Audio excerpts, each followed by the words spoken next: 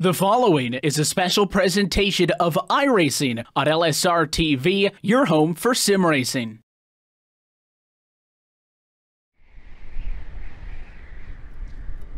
It's a question that's been asked more than it's been answered.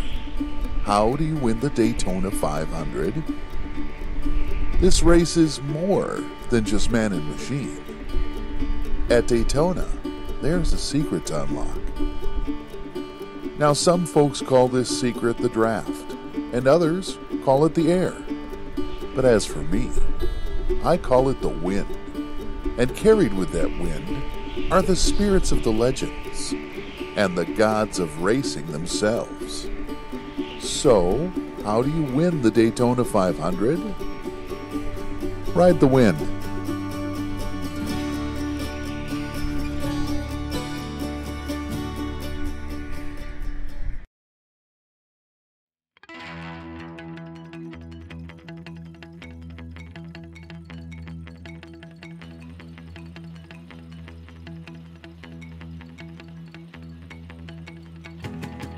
Live from the Daytona International Speedway, this is the Major Series race number 2 of 2018 as we welcome you to the first oval race of the season for this afternoon's Daytona 500. Happy to be with you at the LSRTV booth where we say good afternoon, sim racing fans, and welcome to another Atlantic Division race for the Major Series on 2018. First of our crown jewel races as well that will be highlighted over the course of the season. But our first look at oval action as we welcome you in and we get set for 500 miles of sim racing tonight from the World Center of Racing. I want to say hi from in the LSRTV booth. Again, as always, myself, Evan Pisoco, going to be joined by Mr. Kelly Donald, Michael Garulia up top, and downstairs is Cisco's Caramuza, twisted and tweaking dials and bringing us to you this evening. And Kelly, just based on a little bit of our pre-race discussion here as well, this is the Daytona 500. That means 500 miles.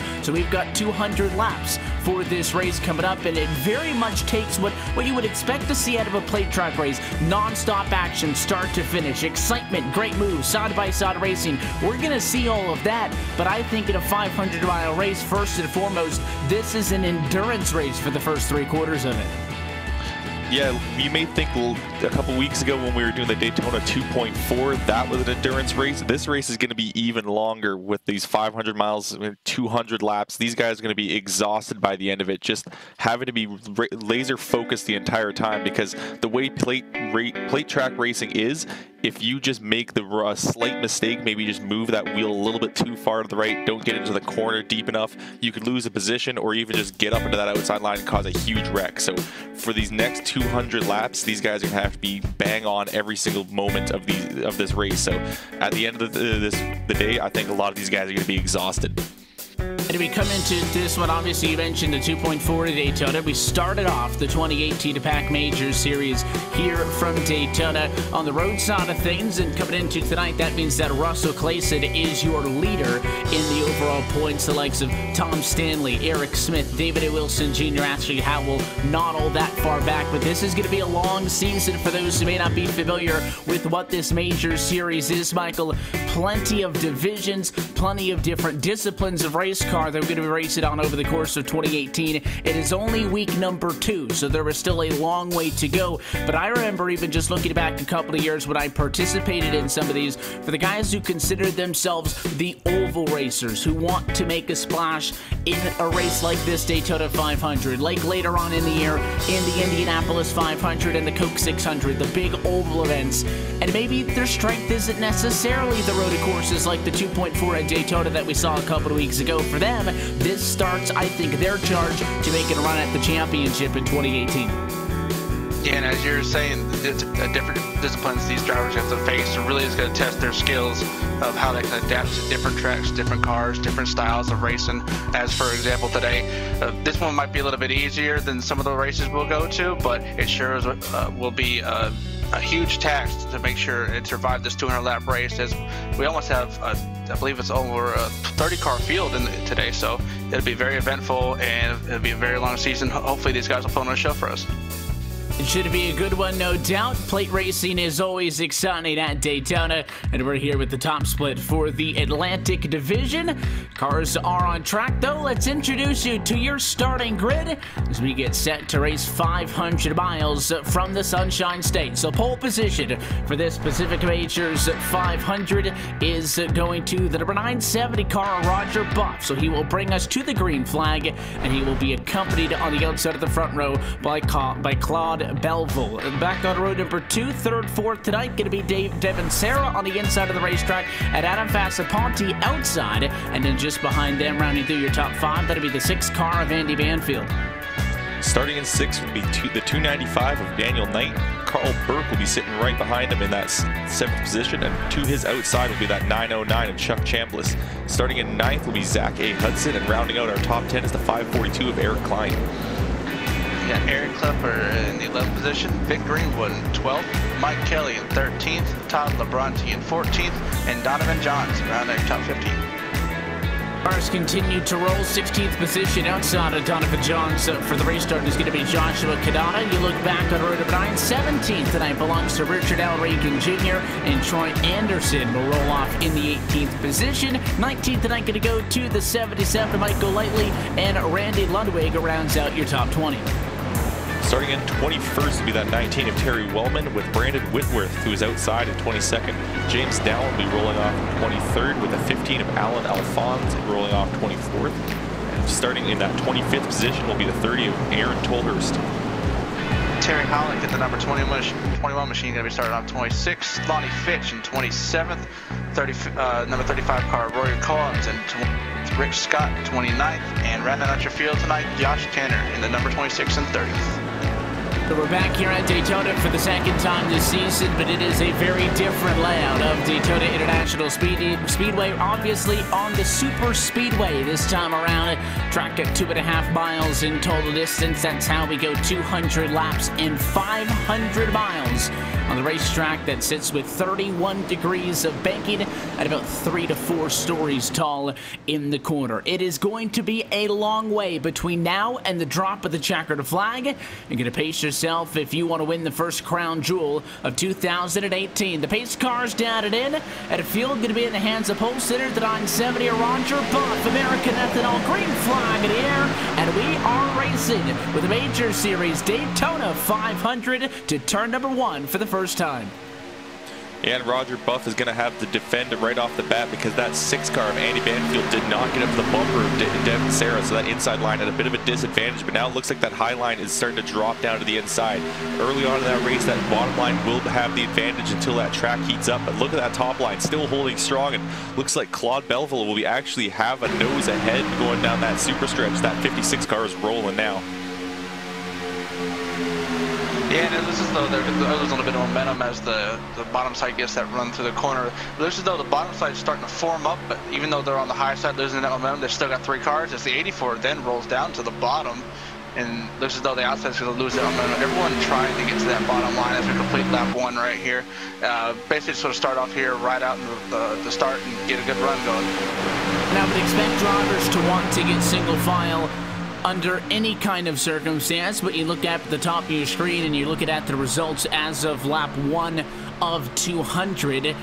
Honestly, the best idea would be to not really fight early, but a little bit of caution flying on lap number 2, and it's problems on the back. The 22 car spinning down on the inside. That's Troy Anderson, and we are going to slow things down in the first 4.5 miles.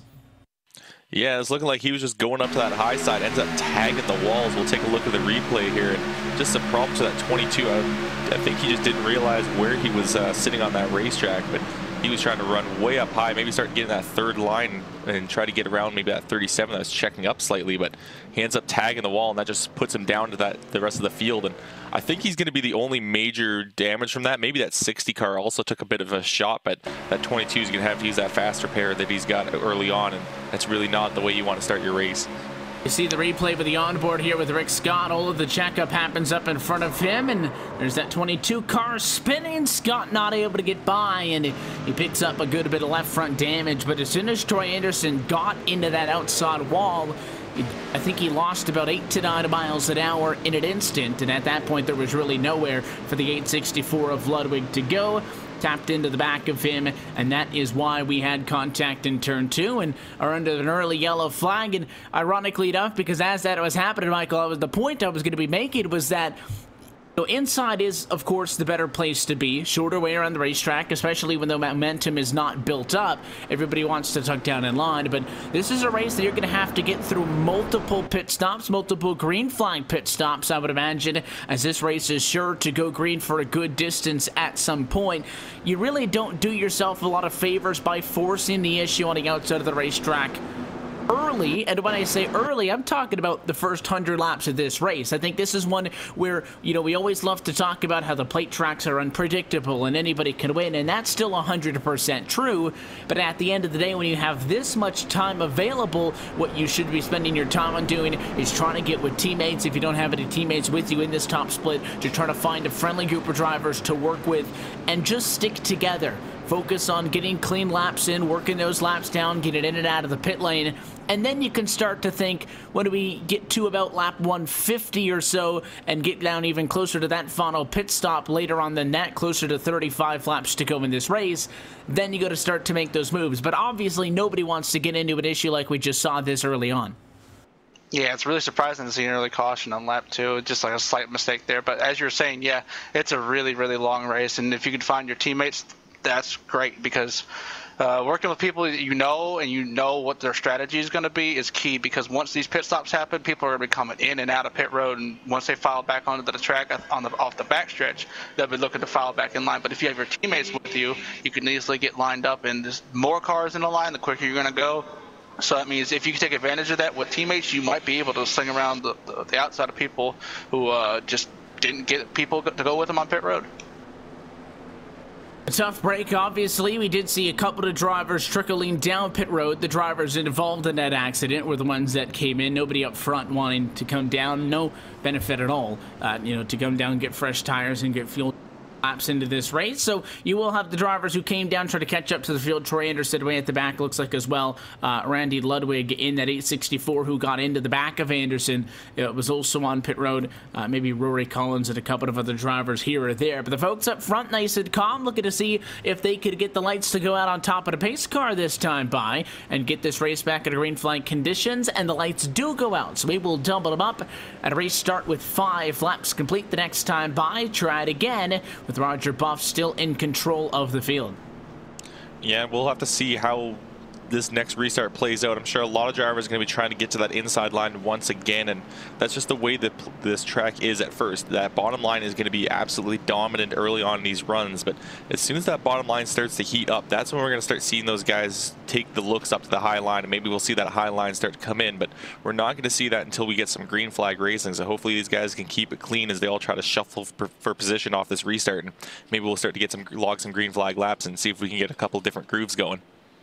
Also talking about, of course, outside of the racetrack, not as good of a place to be on the restarts as the inside. Devin Sarah in that 20 car, who is right behind the pace car as we go down the back straightaway here. That 20 machine started this race in 3rd. Because he restarted, therefore, on the inside lawn, he was able to pass Claude Belleville, on the initial drop of the green flag. Well, now you see he's outside of the front row, so they've swapped positions. So we'll see if Sarah can play a defensive line, or if it is going to be the 56 of Belleville inside of row 2 now in 3rd, kind of taking that spot back. We'll see just how big of an advantage the cars on the inside of the racetrack do have. From that point on, you do have the 84 machine of Adam Facapalti. He's exactly where he started, in 4th position, and Daniel Knight actually picked up a spot on the outside of the racetrack, the 295 there on the inside. That rounds out your top 5 for the race start. Pace car going to come back down at in this time. 970 going to be in control of the restart. A little bit more flexibility on the one he wants to go compared to the drop of the initial green flag. And as we go back underway, he will bring us to the green flag, but he's got a lot of separation to the 56 car, and Devin Sarah takes advantage of it, tucks in line, and just like that, the 84 of Facapalti outside, no help. That was exactly what that 20 car wanted to do, but unfortunately that is not what the 84 wanted to see. He's left high and dry at the moment. He's got no help until he gets back to that 53 car. He might be able to slot down to the front of the 6, and that will be that gap that he can find. Now that leaves that 53 high and dry, and I'm sure he's going to be moving back for a little while as that line underneath him is nose to tail and really bunched up and pushing hard. And he's left up there. We have the 875 on the outside. Richard Reagan, he's going to get up there and maybe help him push to the front. But the only way to keep up on the outside, even if it's by yourself, is you have to really, really pinch that car on the bottom.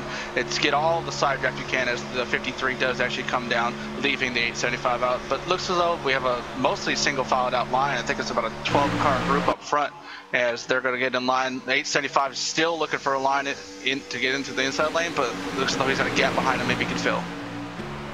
And it's really at that point just when can you stop the bleeding? I don't think anybody on the inside of the racetrack is going to really pull out of the way and be like, yeah, just come on down. So Reagan up on the outside of the racetrack all by himself. The 3 Mike Kelly is on his left-hand side. Can't see it, but there you go. That shadow of the race car coming up next to him. That's why he can't simply fill in line. And now there's really no spot down low because the 3 followed by the 990 would have hit Greenwood. I think Greenwood checked up a little bit.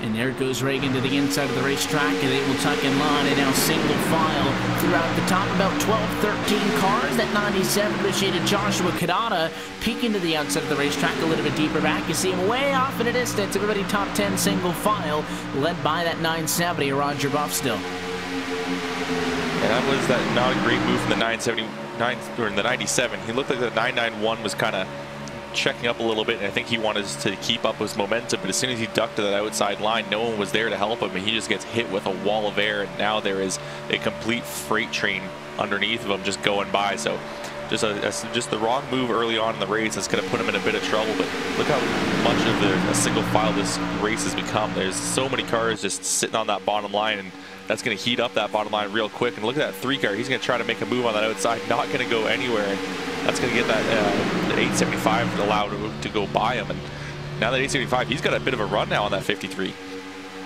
Yeah, he's closed off temporary bumper, but it looks as though he just can't get there quite. As it looks as though up front we got a 4-car breakaway. We have the 8970 Roger Buff, Devin Sayre in second, Claude Duvall in third, and Daniel Knight in fourth. They look like they have figured out the draft and have pulled up a considerable gap back to Adam Facapanti in fifth. And it looks as though they're going to try and pull away right there. And that's not something that's easy to do. Obviously, we talk about the draft, and if you're single file and working together, you have the best chance of optimizing your speed and, of course, getting some sort of an advantage. But, you know, that gap between Knight and Facavanti, as you noted, right now at about 0.6 of a second, by no means is that quote-unquote second group out of this thing, but you can't let the guys in front of you continue to beat you that last time by 0.2 of a second per lap. And that little bit of side-by-side, you see the separation from the 84 and the 6, they're a couple of car lengths off of each other. It doesn't look like a lot, and it's not a huge difference, but when you compare that to those top 4 who are perfectly in line and working together, you're almost going to let them get away. Curious how long this breakaway for the top 4 can last. It's Buff, Sarah, Belleville, and Knight. 1, 2, 3, and 4 trying to pull away at the front of the field, and they continue to stretch the distance as we complete lap number 10.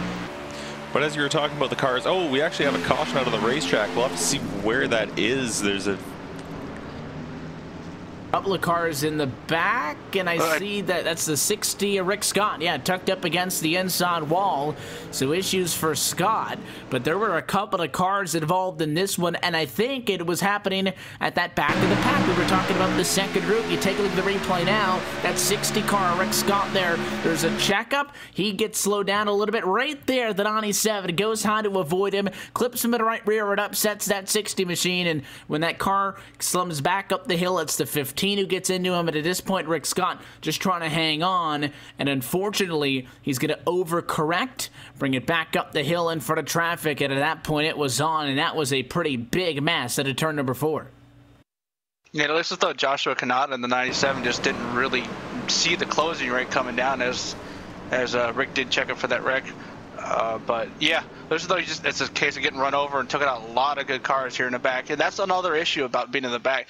People try to stay in the back, try to avoid these wrecks, but sometimes if you're not careful, it happens in the back, and it can happen real quick because everyone that's in the back is trying to just stay out of a wreck. But if you have one person just mess up, the whole back half of the field is gone. Second incident in the opening 10 laps of this major series Daytona 500. Long way from home still. Good news is for the drivers who were involved in that accident, if there is any. As you can see, everybody come down pit lane, get some damage repaired. As if you're going to get damage, I would take it with 189 laps to go, as opposed to after having completed 189 laps. That's never the way these things go, though. Just the way that it tends to work out is there's going to be somebody who finds himself with some late race issues. But come down pit road, if you think the damage is bad enough to warrant it, use that one and only fast repair that's available. Basically means you can come down and get a brand new race car. That's what Rory Collins did in the 35. His car was really torn up. Some drivers, if you have a little bit less damage, Kelly, not necessarily going to come down and get that brand new race car like you see the 35 has. Some drivers will come down, continue to get that damage fixed over time, not having to use that quick repair. They're not going to be competitive to lead this race throughout all of that, but what they're doing is they're saving that quick repair for later on in the race. Now, if you're that 35 of Collins, you got a brand new race car, yes, but if you get involved in an accident, it's over because you don't have that fallback anymore. No, that's one of my strategies when I'm doing league races like this, where you have that fast repair in your pocket. You want to leave it till later. Yeah, it's going to be a bit harder to move around on the field when you've got a bit of damage, because with the way Daytona is, you need an absolutely clean race car to have any sort of speed. But if you get caught into another accident later on and you don't have that other fast repair, that's it. Your race is pretty much over. So just take it on the chin for now. Take a little bit of not being able to push as hard. Just try to follow in line and hold on to the field until the laps tick down a bit. Then get that fresh race car and go for that race win. So some of these guys, unfortunately, they kind of had their hand forced and they had to take that fast repair because of some very heavy damage on that last accident. But there are a few guys that are still going to be sitting on that fast repair and just driving around with a little bit of a crinkled up front ends. That's a decision that obviously the drivers are having to make, and for everybody in this series, they've raced these cars enough, I think, to be able to make an educated decision on what that call is going to be.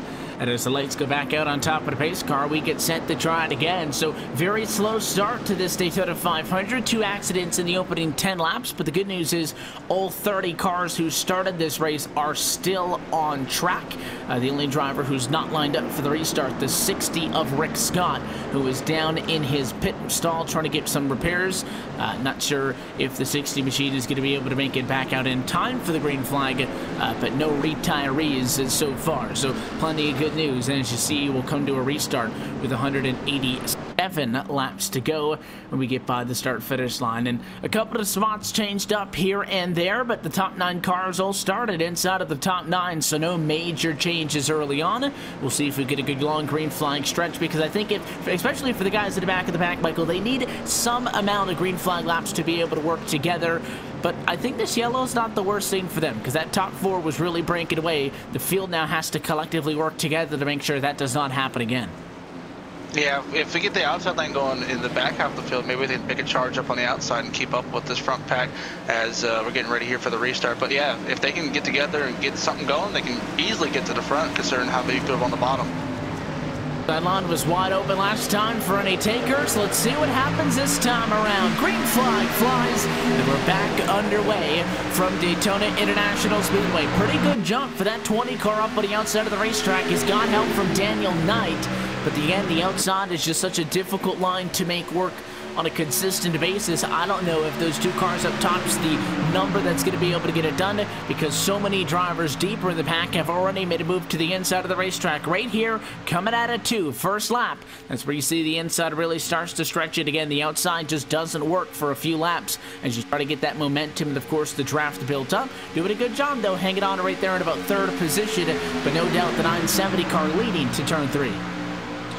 And another problem for that outside line is just they weren't bunched up at all. A lot of these drivers are already planning on diving to that inside line, so they just did not commit to pushing that outside line at all. So now they're going to try to find the gaps where they can go with that 295. He's going to maybe have some help from that 875. He's pushing pretty hard. That Richard Regan Jr., he had some decent momentum on that outside. We'll have to see if he can maybe help that 295 of Daniel Knight. Maybe they can get some momentum going and see if they can maybe get a few other people to see what they're trying to do up there and get some help. But 2 cars is not going to be enough to make a push against that inside line. The only way that would happen to work is if the inside lane gets hot and we just start on the restart. So there's no way they're going to make up that time unless they have a huge check for the bottom. As you see the 210 of Zach Hudson get up right behind those two. So maybe this outside lane, maybe people are trying to be testing out the waters later, see if that outside lane is actually going to make a run here. As actually Hudson actually is going to fall back outside the 909 of Chuck Chambliss. So maybe not just yet, but the two cars up on the outside, 875, 295, they are actually keeping up pretty well here.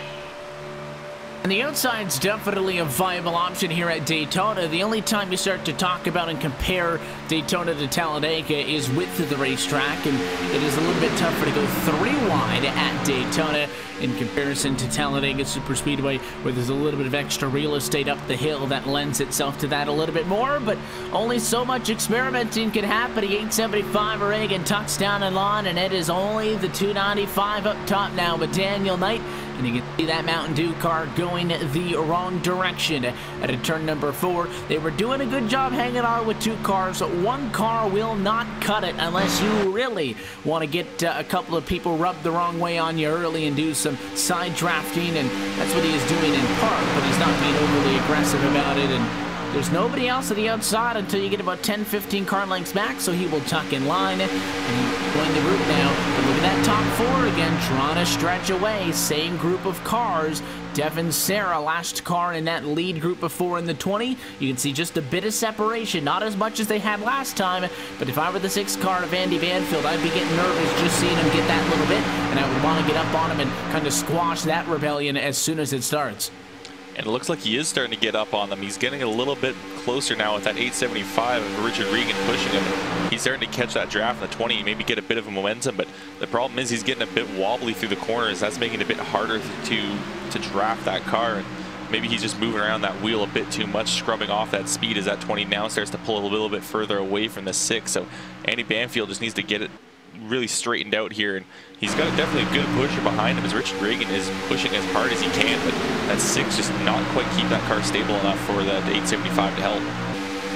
And if you're the lead driver getting pushed, it's very key to have that car stable, because if you move up slightly, just a little bit, and the car behind you bumps you wrong, you can easily get left hooked or right hooked and cause a huge wreck. As you see the 875 go huge shove as they're slowly making the progress up. You also have the 295 of Daniel Knight and the Chuck Chambliss in the 909 keeping up with them as well. And so they're kind of bridging the gap to those 4 cars, but once again, the 4 cars of Devin Serra, Adam Faponti, Claude Bellevall, and Roger Buff, they're just pulling away once again, just slightly.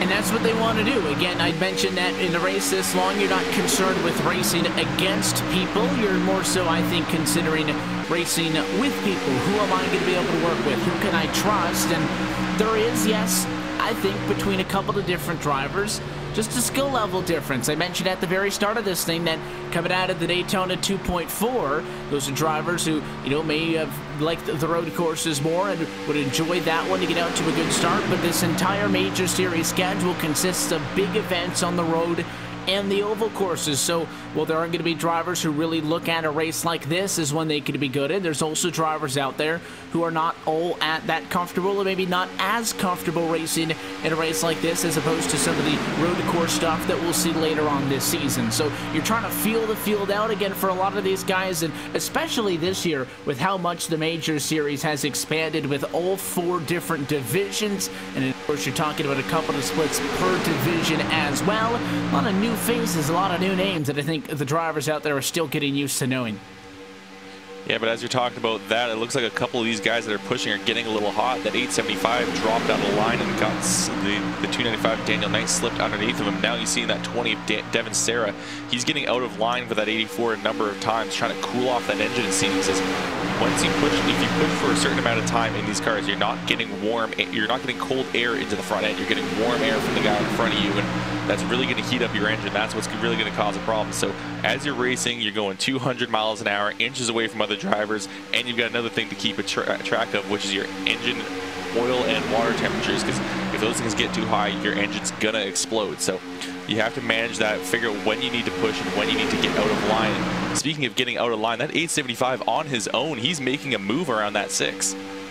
Yeah, he's making a lot of progress as that inside line, as you said, is getting really hot. He's been able to keep up and almost run identical lap times with these top 4. He might have a gap in front of the 6 if he can just get enough momentum off of turn 2 right here, but looks as though he's going to fall back a little bit as that bottom finally regains the momentum, and Andy Banfield and leave that Daniel Knight go past him again. So maybe 875 is going to fall back in. That's the 295 gets a little loose there off turn 2. These cars are a little bit of a handful with the setup that they have. Sometimes you'll feel that arrow push going off the corner and try to correct it and gets it a little loose off the corner. It gets make it a little sketchy, but overall these are pretty tough to handle if you don't get the right air on the nose. And you can just see as well by the conditions on this and the kind of the color hue that you're seeing, late afternoon conditions from Daytona. The weather's not going to change over the course of this race. It is 73 degrees Fahrenheit, 81 degrees down trackside. The only thing that will change is obviously the longer we get into a run, the more so that we're going to get more rubber down on the racetrack, the more heat that is going to get put into the racetrack, and that is not going to make handling conditions any easier when you couple that with the fact that as we continue to run, tires continue to fall off bit by bit.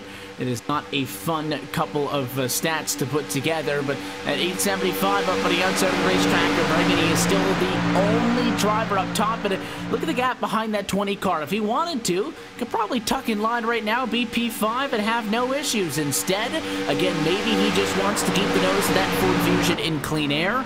Maybe he's trying to do something else, but he is, again, the only driver on the outside line at lap 24. And now that he sees the 6 car close up, he'll tuck back in line. So maybe he just continues to flash the nose to keep some clean air on it, not wanting to get that issue into an overheating situation early on, Kelly, because even if you don't blow your engine early, if you get those temperatures up and you get those red lights flashing, you might be able to avoid losing the engine entirely, but then your threshold is going to be much smaller come the next time those temperatures get high. Oh yeah, you just do damage little bit by little bit. It's not an instant on-off switch with that. So if you run those temps high, you are going to burn off some stuff in that engine, and you are going to cause some problems later on. But speaking of that 875 of Richard Reagan, he was doing very well on that outside line by himself, which is why I'm so surprised that no one came up to push him. He made a complete pass on a car, on pretty much 2 cars all by himself, because well, before he got that run, he was starting to lose ground to the 295 of Daniel Knight. Then he was able to get around that 295 and the 6 and get it completely alongside the 20 of Devin Serra. So just seeing, as a driver on the inside line, just seeing one car make a move like that, if you wanted to go up to the front of the field, you could have just tagged along to that back of the 875. They could have made a challenge to the lead, but it seems that this early on in the race, a lot of people are just wanting to stay within their comfort zone, stay on that bottom line, and stay where it is safe at the moment until it's later on in the race where they really can make those moves. Yeah, and being able to stay in line and be as safe is really key. As the top 5 here all broken away a little bit back to the 6, who's kind of in no man's land. Actually, the front of the pack actually just checked up a little bit as they're getting kind of hot. I believe the 56 is trying to peek out down the backstretch and get a little air as he's going to come up off of turn 2. Yeah, but like you're saying, when it comes to surviving through these races, it's key to just stay in line right now. As we got the, I believe that's the 84 peeking to the bottom. I don't know why peeking to the bottom into 3, but maybe that's just an air tactic, trying to get the air to the nose. But yeah, like you said, stay in line is key for right now. And we've seen a couple of times something like that happens, and that's actually how we had the first accident on the night. You just get a lot of guys, and again, the fastest way to get around this racetrack is to be tight on each other. Now, if you're not the first car in line, you're going to be constantly lifting. You're going to be trying to find that balance to not fall far enough off of the car in front of you while still also not being right on his bumper. And eventually, you'll get an accordion effect. Everybody has to check up a little bit, and that's why we saw the contact in turn 4, which led to a yellow earlier on in this race. Even if we're single file, the risk of that happening at any point is still high. So even though you're single file, yes, you're trying to play it easy and cool, and you're trying to just get through this run, doesn't mean that you could fall asleep at the wheel by any means. In 27 laps into the race, I don't think that's a concern, but if we get through 1 green flag pit stops, or 2 or 3 green flag pit stops and are running into green flag conditions, you almost kind of fall into this trance a little bit, get some tunnel vision. Very easy to make a mistake like that. Again, I don't think it's late enough into the run for that to be a factor, but still, you got to keep yourself up on the wheel and not kind of lose focus, because if you lose focus just for a little bit of time, but at the wrong time, you can have really bad results for you in this race. Yeah, that's completely correct. It may not seem like it, but these guys are constantly modulating that throttle. Every time they're in a corner, they got to lift off slightly, figure out if they need to, when they need to push. But this is the thing, if you lift off just a little too much, you not just lose that gap, you could lose complete momentum on that guy in front. And once you lose momentum, that is a huge problem with the way plate tracks are. Because you've got the restrictor plate on that engine, you don't have as much power, which makes it a lot harder to recover from any slight mistake where you lose a bit of momentum. Speaking of momentum, that outside line's got momentum. Look at that 909.97. There is a huge line starting to form on that outside, and they are charging. Look at the gains they're making. They're going to get a huge run off of turn 2. Yeah, the 97 and 15 have been, they started forming that line in the 20s back a few laps ago, and now you should see everyone's starting to pull up as the 4th place position pulls up right in front of him. I believe that's the 20 of Devin Sarah, and he gets a shove from the 909, gets chucked a little bit loose going into the corner. The outside line checked up to make sure they didn't wreck. But yeah, they brought that momentum to the front as that hot side was getting high. And it looks as though 20 is actually going to peak on the outside of the 84 at the start-finish line right here. And looking at the run right now, we're about halfway through a fuel run. So people are going to start looking to see how their tires are doing, how the car is handling right now. Maybe try to find people who they're around with right now, see when they're going to pit, and make sure they get that great strategy off the pit road. I was keeping an eye on that outside line, but to be honest, I didn't think they'd make this big good of a charge up front this early on. And later into a run, as you get closer and closer to pit stops, is what you would expect drivers to, you know, kind of shut down the 2x2, to get single file and start working with people on what number are going to be coming down pit road. But more and more cars go to the outside of the racetrack. Look at the 875 ring, and he'll go up top as well. And the outside line has now made it up to P4 on the racetrack. They've got more cars than those on the inside. Really just the 970, the 56 of the 84, 1, 2, and 3, and then there's a big gap from there. So the outside line's in a really good spot here coming out of turn number 2. Watch for that big run on that outside line, and that 875 is charging. He's going to get up to the completely even with that 56 car. He's definitely going to be looking for more as they're going to get even closer, maybe even challenge for that lead.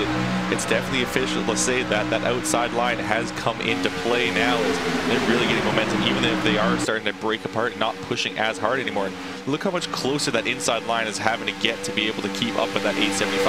That 56 is getting right up to the bumper of that 970. And the Devin Sarah in that 20, he's not pushing that 875 as hard, but Richard Reagan is still able to keep up with those front two. He lost a little bit of ground that time around as that outside line really is breaking apart now until they get to that 909 back there.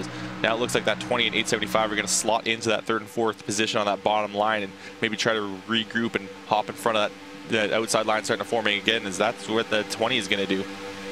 Yeah, the outside line's really formed up. As you look at the lines right now, the outside lane has just so many more cars than the inside lane does. And also up front, the 3 cars that are on the inside lane have a huge gap behind them, while the outside's really formed up, led by Devin Sarah in the 20. She's going to pull alongside the 875 or Richard Reagan. He's really going to make a run right here if they can go through turn 1 and get enough momentum, see if he can maybe even get alongside Claude in the 56 for second as they try to battle for the lead. But it looks as though, like we said, the outside lane is really forming up now as we're finally getting this 2x2 action, and looks as though we're going to come up to the lap car of 21 of Terry Hallett, worked by him with 3 wide moment for a second down the backstretch. But other than that, 875 is going to peek up to the outside, go in front of Devin, leave that bottom hanging. And the 970 car sees that, and you saw Bob come up, try to slow the outside line down. He did a little bit. Now he'll come back down to the inside and tuck in front of Claude Belleville, and they will now try to mount a defensive charge. But I think outside of the racetrack is going to get it at the start-finish line for Richard Reagan Jr., and he does, leading at lap number 33. So we take lap 34, and again, I think that 970 machine of Bob, when he moved up top, didn't completely shut down the outside, but checked him up enough to the fact that now he has an opportunity to get back by him. I think if he doesn't make that move, if he stays down, that 875 would be leading this race to the inside of the racetrack. So that was a good job by Buff to regulate those lanes and to maintain up front. And as that 20 car, you saw him tuck in line behind, aggressive dive for Devin Sarah, the tuck in line 4th. Now the 875 all alone up top for a good bit. That's a sight that he's become used to, that 875 all on his own on that high side, but he's working that side draft well to keep up his momentum. And it's looking like a lot of these drivers are just breaking up that top line for now as they get a little bit closer to the pit road window, as I believe we're within 5 to 7 laps, depending on how much fuel was burned off in the caution suit when these guys are going to come up for green flag stops. But look at that 56 getting way down on the racetrack, almost losing himself onto the apron. Just needs to keep that thing back on that track, and thankfully we're going to stay. He's going to keep that car in line and not lose control, but that was definitely a scary moment for that 56. Yeah, and I think one of the issues that 56 having is maybe he is really, really hot right now, because he's been all over the back bumper of that 970 above almost the entire race, to my knowledge. So it looks as though he's just trying to get some air. Maybe he's trying to pull up in front of the 875 and made a little move going to the trial right there. So maybe next time the 875 gets a run on the outside, he'll look to go up to the high side, get some clean air on that nose, and maybe get around the 970. But looks as though he's going to stay in line for right now as the 875 is falling back, as he's going to regroup right here with Devin Sayre in the 20 and the 210 of Zach A. Hudson. Looks as though the 97 pulls up with Joshua Canta. He was the one who started the outside in the first place. He's going to get a huge run right here with a good push from the 875 going off into 3, and maybe he'll get alongside Richard Buff. The first time tonight we've seen a big move from the number 97. When we came to the last restart off of our second yellow of the night, I noted that the top 9 cars on track at that moment were still running in the top 9. There were no big changes.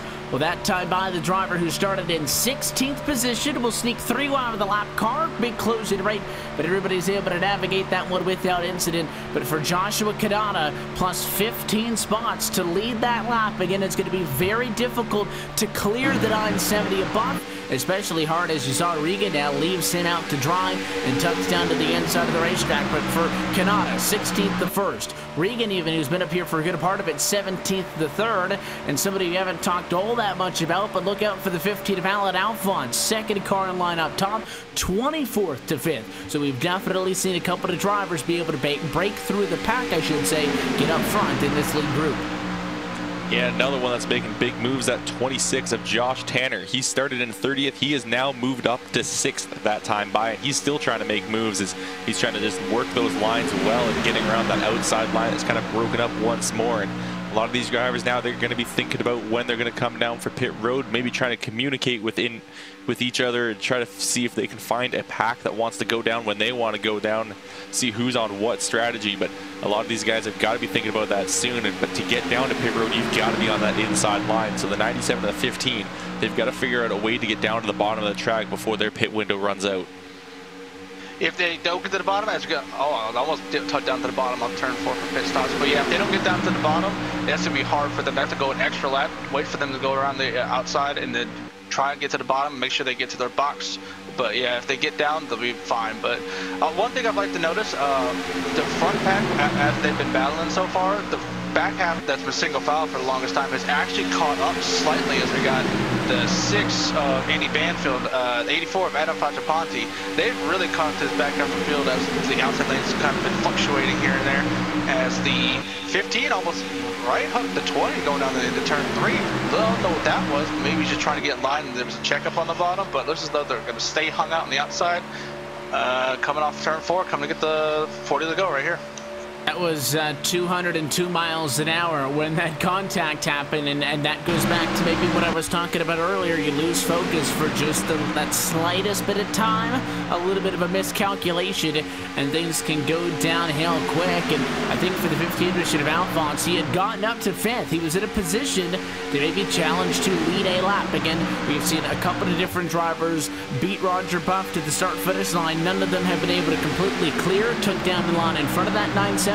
You see him on the inside there, still leading the way on the bottom line. But a couple of drivers have it up there and challenge, and I think Alphonse is getting a little bit nervous now that that outside line is falling back a little bit and losing its, I guess, formality, if you will, because when they were at their best, they had 3-4 cars working together very good. Now that everything is discombobulated, the outside line has fallen apart just about as quickly as it formed that first time, as another driver drops down to the inside. That's Kanata jumping ship.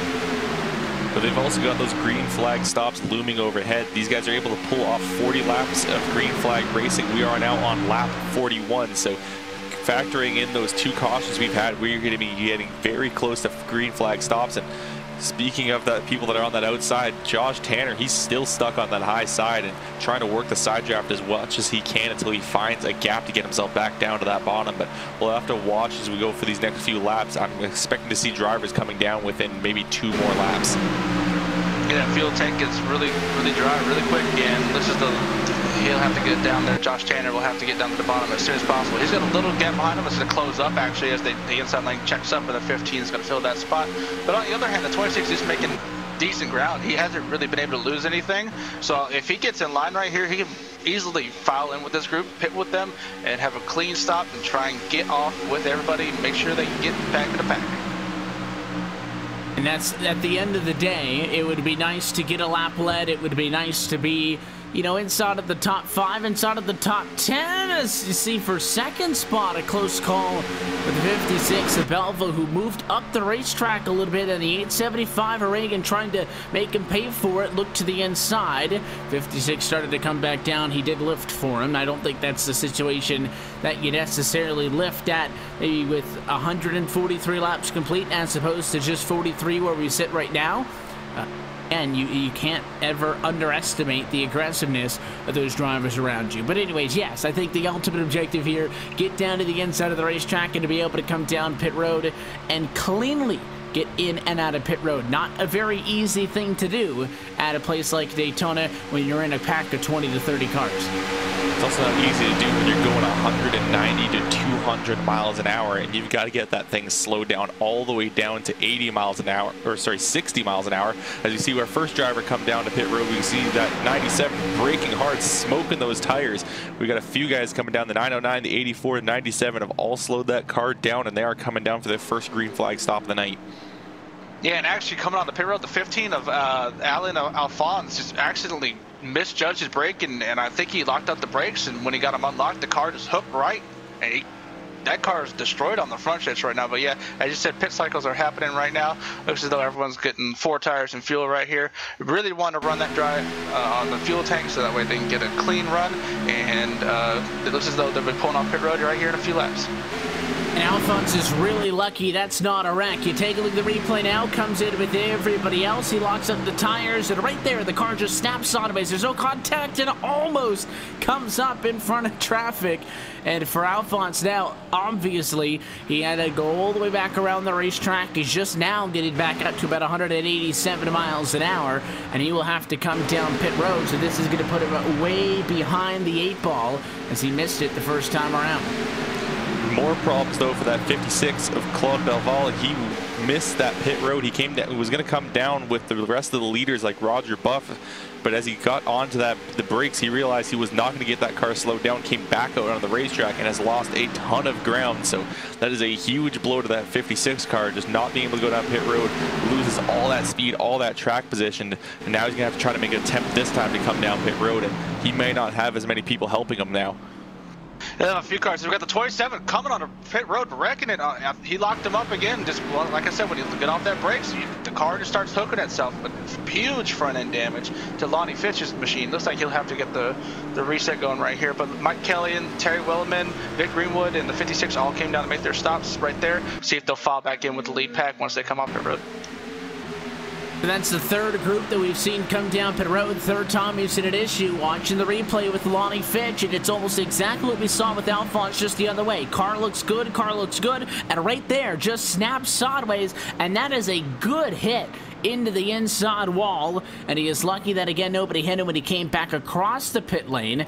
Good job at the 991 of Vic Greenwood and the 56 machine of Claude Belleville to get around him. And now for Lonnie Fitch, lost enough time. He has not had the opportunity to take a quick repair, so not only is he all by himself leaving pit road because the mistake obviously cost him time. Everybody who pitted, or I guess who he pitted with, had already completed service, but he's got significant damage. That 3 car also coming out of pit road to Mike Kelly. That's how far off pace the 27 is. I wouldn't be surprised if Fitch just brings it right back down pit road this time.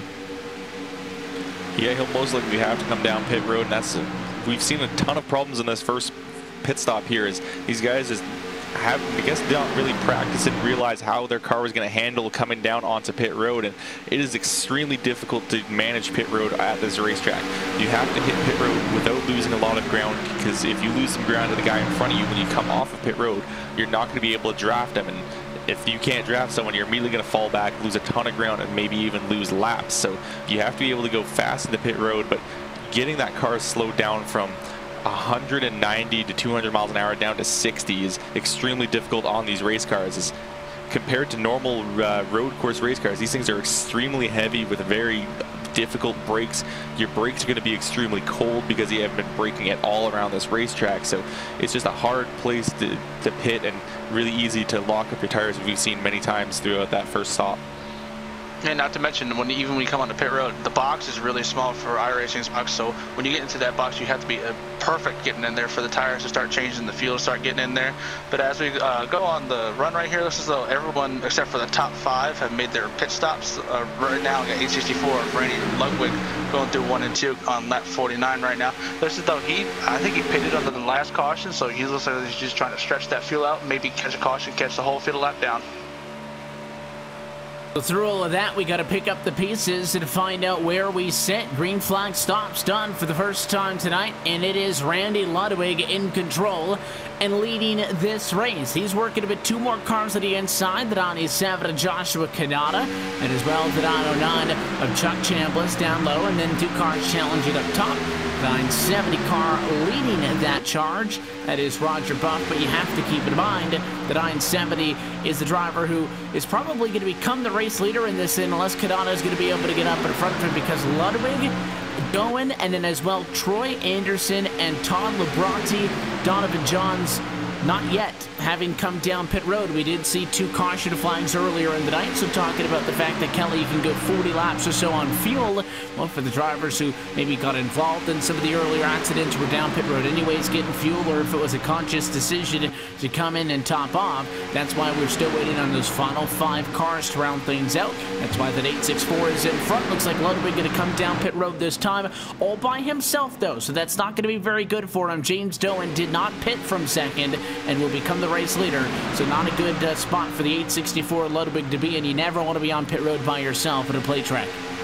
See, that's another thing with Daytona. You may have the fuel to go those extra laps, but it may not always be the best idea to go those extra laps, because you could end up in a situation like Randy Ludwig right now, where he got to lead a few laps, he got to be in front of everyone, he got to stretch out that fuel just a little bit longer, but now he's down pit road all by himself, and when he comes out, he's going to be all by himself, and you can't even come close to the speeds that you can hit in a pack when you're sitting solo. So some big problems there for that 864. Yeah, listen though, he might try to get back in line with somebody. Sometimes you can catch a break. If you're that lead car and you have enough people lap down behind you, you have enough gap of people behind you, maybe you can file in once you come off pit road. But in those cases, it's really, really difficult to file it yourself unless you have the whole field as one big pack. Once you have that, you can easily catch on the draft, but if it's a single file like this, usually the single file line will go right around you and be able to make their moves around them. Just looking now, as it looks like almost everything has now cycled on through. It is still Doan out in front.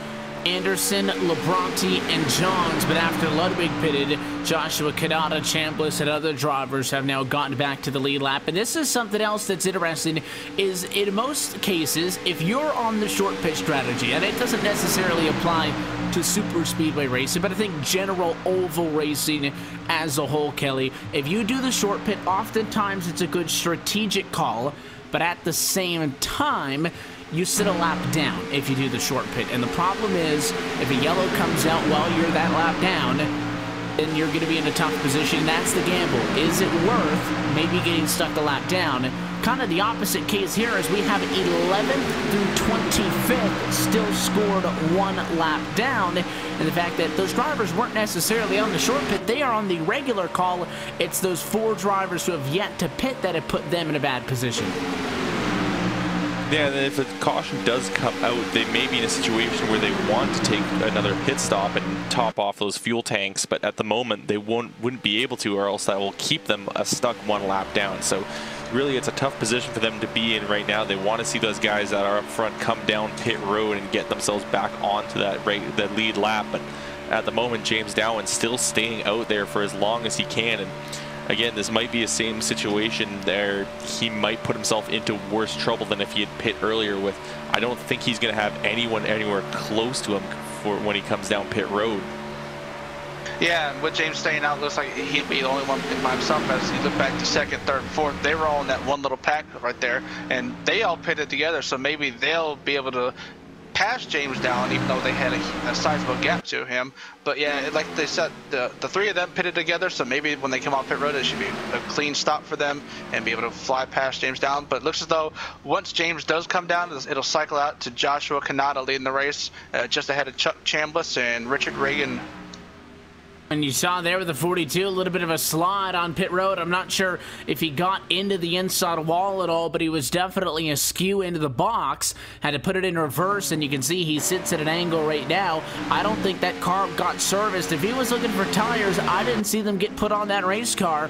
Hopefully he got at least the fuel he was looking for, but if that car was not properly placed in the box, he may have to drive all the way around and try it again and come back down to the pit lane maybe the next time by. We'll keep an eye on that 42 down, as you can see how slow he is coming out of pit road compared to the cars at speed, as Joshua Kadada goes back to the race lead as that unofficially concludes our first cycle of pit stops on the evening. And as we say that, a caution flag has come out. What was it, the 15 of Alan Fons? Yeah. 295 is also there with him in the grass. Two cars down in 1 and 2, and more cars now involved. Brandon Whitworth and Alan Alphonse. So you saw that first group with the 15. I caught the second group, and you have to assume this is all related. We're taking a look at a LSRTV replay right there. There's contact, but there's already problems in front of these drivers because you can see smoke ahead, and obviously the 15 machine goes around, but that's Daniel Knight. There were two incidents here that happened at the same time. The 19 and the 15 got together in front, and then the one that I saw was that one we just saw the replay now with the 295. So two simultaneous wrecks. Here's the first one that I saw with the 15 of Alphonse there, middle of the track. He just gets loosened up that little bit, and he's unable to hang on to it. And two incidents back to back. I'm not sure if they were at all related. And all of a sudden, we've got a bunch of torn up race cars at lap 55. Yeah, and it just looks like that 19. Oh, look, watching the replay now, it looks like that 15 gets tagged, it hits the 19. The 19 gets up into the wall again, coming down in front of Alan Alphonse. That's our initial wreck. That's what originally kicked us all off, brought out the caution. It's a second group coming up. It looks like they just did not check up in time. A couple of them, when you're kind of in a pack like that, you can't see really that far past the guy you're chasing. So you may not realize that you would need to check up, and I think that is what happened. Is a couple of guys just got into each other and just collected themselves into that huge wreck. And listen to the 77 of Mike Golightly, really made a good job missing that wreck, even though he kind of just lagged through it just a little bit, but looks like he'll have minimal damage compared to what he had before. But yeah, it's just a simple mistake. Once you see someone's checking up for that wreck, it really bunches everybody up, and everyone's got to dive out of the way and make sure they miss that wreck. It was just a slight miscommunication and caused a lot of chaos.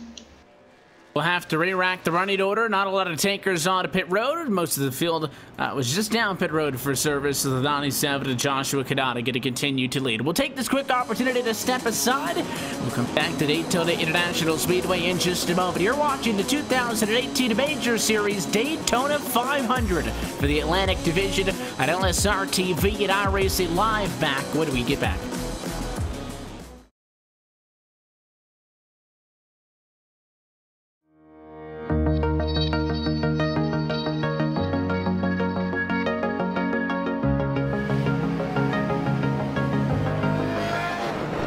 More than impressive, I have to say. I mean, the track is identical to the real track. I was blown away how realistic it is.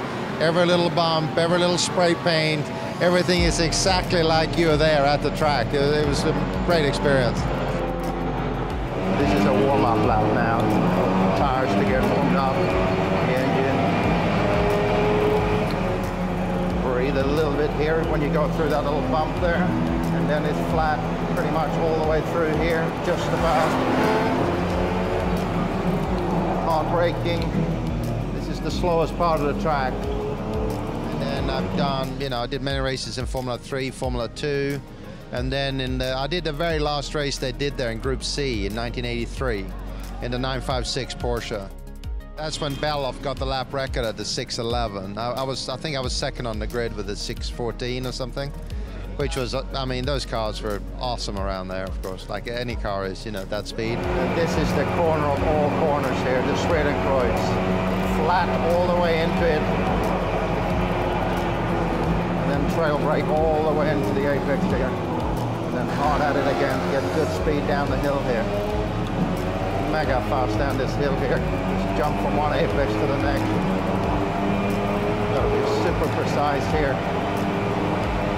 I mean, it's almost exactly like the real thing. So, I mean, it is certainly realistic enough to get past the very, you know, a lot of the initial hurdles you have when you try to learn to drive a race car, you know. So, I mean, I think it's an excellent tool to learn how to race for sure, or learn to drive a car on a racetrack.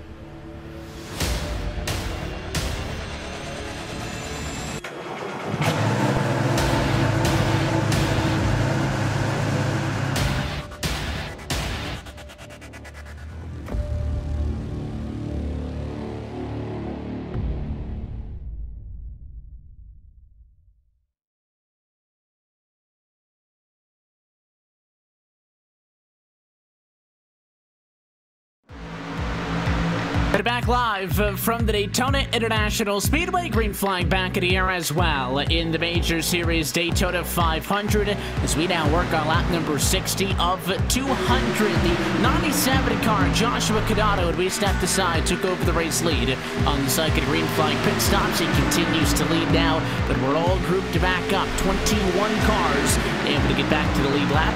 Comparison to just 5 laps ago, and that number was down to as low as just 5. The inside, obviously the place to be right off for the restarts, and that's exactly what we're seeing once again, Kelly, as everybody flocks down to the inside. The outside line nearly 2.5 miles later, almost completely non-existent. And another thing is, look at who's leading that inside line, that 97 and an 875 of Joshua Canada and Richard Regan. Those were the guys that orchestrated that outside line push early on, or in that last run. So to see those guys running up front, I think that's big problems for those guys further back, because these two were the guys that made up that outside run. They made that push happen, which is why a lot of these other people were able to get up to the front. So with these two up front and working really well together so far, look how far they're actually pushing away from that 84. I think it's going to be very difficult for these other drivers to be able to catch up and pass these two guys up front. Yeah, they're making a big gap at Adam Facciaponti, but yeah, like you're saying, those two are the only ones who've been able to really make the outside work and make any progress on the outside. But if anyone can make it up to the front, I'd be interested to see who that would be. Maybe if they fall back, they can do it again, but it looks as though they're going to have a commanding lead right here, as we got about a 7 or 8 car breakaway right here at the front, and then it's a little bit of gap back to, I believe that's the 56 of Claude Belaval, and that caution really helped Claude, as remember we documented that he missed his pit box on the first time by, so that caution was a big break for him. A big break for a lot of the drivers who had issues coming down pit road, because there was quite the group of drivers who seemed to struggle getting it into the box for the first time. Again, we kept telling you, green flag pit stops at Daytona, not as easy as you would think. You can practice it as many times as you want, but until you go down in a big pack and you have that head on the swivel, you never know what kind of mistakes you can make. And we definitely saw that hurt some drivers, but the yellow flag might bail them out. Not always are you happy to see a yellow, but there are also going to be points in which that is a thing. So right now, running with 21 cars in the lead lap, a lot of drivers just off of the lead lap, but still very much in this race, 22nd through 24th.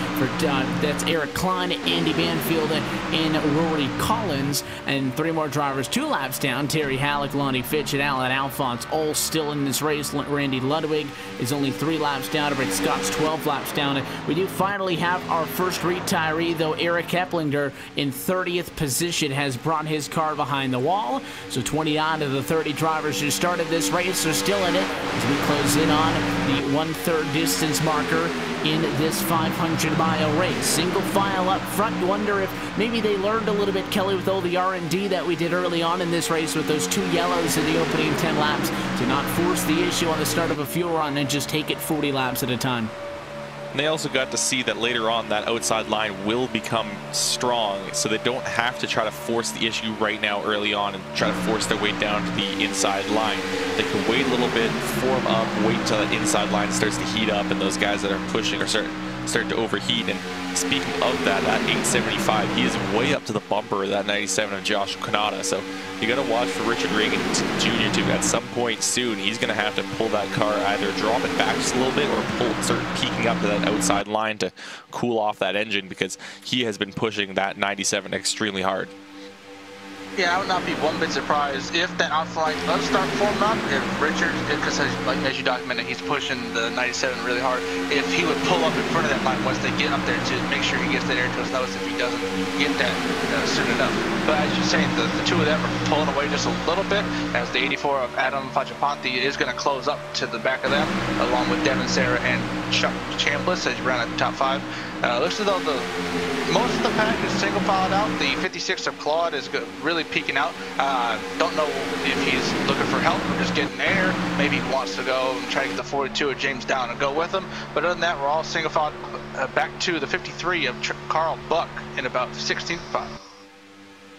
And as we continue to work through this Atlantic split of the Major Series Daytona 500, of course, racing going on all throughout the day and all throughout the world here with the Major Series, as it is every week. The Pacific Division split going to be coming up later on tonight on iRacing Live with our friends over at the Global Racing Channel, going to be covering that event. And Blake Reynolds is now joining us up top in the LSRTV booth, somebody who knows a thing or two about racing a cup car on the iRacing service. But Blake, you're also going to be in this race in that Pacific Division split a little bit later on. So you doing any recon, figuring out how these guys are taking it, or just enjoying the action from up here with us?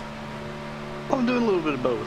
I watched the European split this morning. It was kind of a mix between Wreckfest and kind of calm, but yeah, just kind of watching how these guys are racing, seeing how the weather, especially since it's weather all throughout the entire night, pretty much, how that's playing, and just seeing what kind of runs can be made with the people at at the level of racing that we have. But I think that also ties in, Kelly, with, of course, what we were talking about at the start of this race, the fact that you've got a lot of people who may not necessarily be all that familiar with one another, and, you know, try to get as much experience as you can, getting to look at all the faces and the names and such, and even for people outside of your division, keep an eye on how these races have gone. I know before we started here, I looked at the earlier split, you know, what the drivers were doing, how those races went, how many yellows they had, and so on and so forth, just to get kind of a rough idea of what to expect come this race. So I think that's something that is valid across the board, and I'm sure that this is not the only time we'll have somebody keeping an eye on other splits. I'm sure that's something that we'll see all year long. Yeah, but that's just also a thing with Daytona, is it's kind of a co-opetition. You have to work together, but you're also working against each other. Everyone's trying to find out who they can work with, who's going to work well, who they can push. And I think we've seen a couple that have found each other, that 97, that 875. They've seen how well each other can drive and what they each want to do, but then they're working well together to try to keep that gap ahead of that rest of that field. So everyone just has been trying to feel each other out early on in this race, and we're now starting to see these groups and alliances starting to form. Yeah, like you said, those two have really had a strong connection there. And also the 56 and 970, be interested to see if they get back together from the start when they were pushing each other. Maybe if they get hooked up together, maybe to get something going. But once again, back to the action, we're all just single filing out right now for the most part. There's a few gaps here and there. I think the 970 is really wanting to go with the 77. It might go lightly. He's been peeking up high on the outside, trying to make sure he can get a run, see if he does want to go with them, but looks as though it's just not happening right now, as they're trying to catch up to that lead pack of about 5 cars at the tail end of Chuck Chambliss. So maybe if he gets that outside running, maybe runs the Q line, runs about half up off the bottom and tucks it into the bottom in the corners, maybe he can get up there and get a momentum. I'm noticing right now the front two are kind of pulling away, the 97 and the 875. Makes me wonder, is the 84 kind of lifting off a bit, maybe just being kind of conservative, saving fuel, or is the 875 just really pushing his temps right now and really getting up on the back of the 97? I'm not real sure, but that could be something that could be thought about later in the race when it comes to the next pit stop. Very early on in this one, we saw the top 4 cars break away. It didn't last too long. We had a yellow flag quickly thereafter. And then, of course, once everybody was in one larger pack, we saw people definitely trying to get some clean air to the nose of those cars, and people ducking out to the outside of the racetrack, even going down on those yellow lines. I won't say below them. They weren't trying to make a pass, but just trying to get that nose into clean air. But we are really spread out on this run. And again, I'm not trying to tell myself that we're going to be 2x2 right off for the restart. You want to get single file. That's how you survive a 500-mile race. But, I mean, that outside was very gone very quickly, if that makes any sense, off of the restart. And there's still no real, you know, formed up group. There's 1 or 2 cars here or there, but at this point in all the runs so far tonight, we've seen at least a group of 3 cars try something. Not really the case, but it's not like everybody's on the inside either. This lead group is very much chopped up amongst the top 20. The lead group, you can say, goes all the way back to about 14th position and a little bit of a gap. You got a couple of cars a little bit further back, Burke, Labronte, Hudson, and a group of cars 5 seconds back, a group of cars 7 seconds back. There's definitely a lot of separation, and one thing that I think could be contributing to that, Kelly, is because when we went through those green flag pit stops, a lot of people got split up just in the nature of the beast, compared to obviously who they wanted to stick with and who they had been working with. So maybe the fact that you're not around those same cars that you had been around for those opening 50 laps has these guys a little bit out of order, or trying to maybe find those guys they want to work with, or just adjusting to running with different drivers, because everybody's driving style is different, and Daytona is a place especially where it's very noticeable. Yeah, everyone runs a little bit differently, and they are trying to find people that work well together with each other. And we're seeing a bit further back, it's starting to seem like that outside line is trying to form up. Looks like Roger Buff was trying to lead the line. Now Mike Kelly's going to drop up in front of him. They've also got that 26 of Josh Tanner behind them, and even looks like Claude Belval will be coming as well. Actually, he may not tag along with them, but it seems like they are trying to form up that outside line. The problem is they just aren't tight enough together. They need to get those cars closer together, tighten up that draft pack, and maybe they'll be able to get moving. But now it seems like that 970 Roger Buff, he's getting closer to that 3, and maybe they will start seeing this outside line start pushing once more. Yeah, as outside lanes to get more momentum, the hotter that 875 is getting. I think that might be a byproduct of how the outside lane's making momentum, as the inside lane would have to check it for them. But it looks as though that line has actually kind of stalled out as they're losing a bit of momentum. Mike Kelly outside. It looks like he might get a little run going into 3 right here, but it looks as though the inside lane's going to form back up and get a little bit run right here in the 3. So once again, it's like cat and mouse game on the outside lane. Sometimes you want to be on the outside, sometimes you don't, but once you're in the outside lane, you have to stay committed if you want to make something work.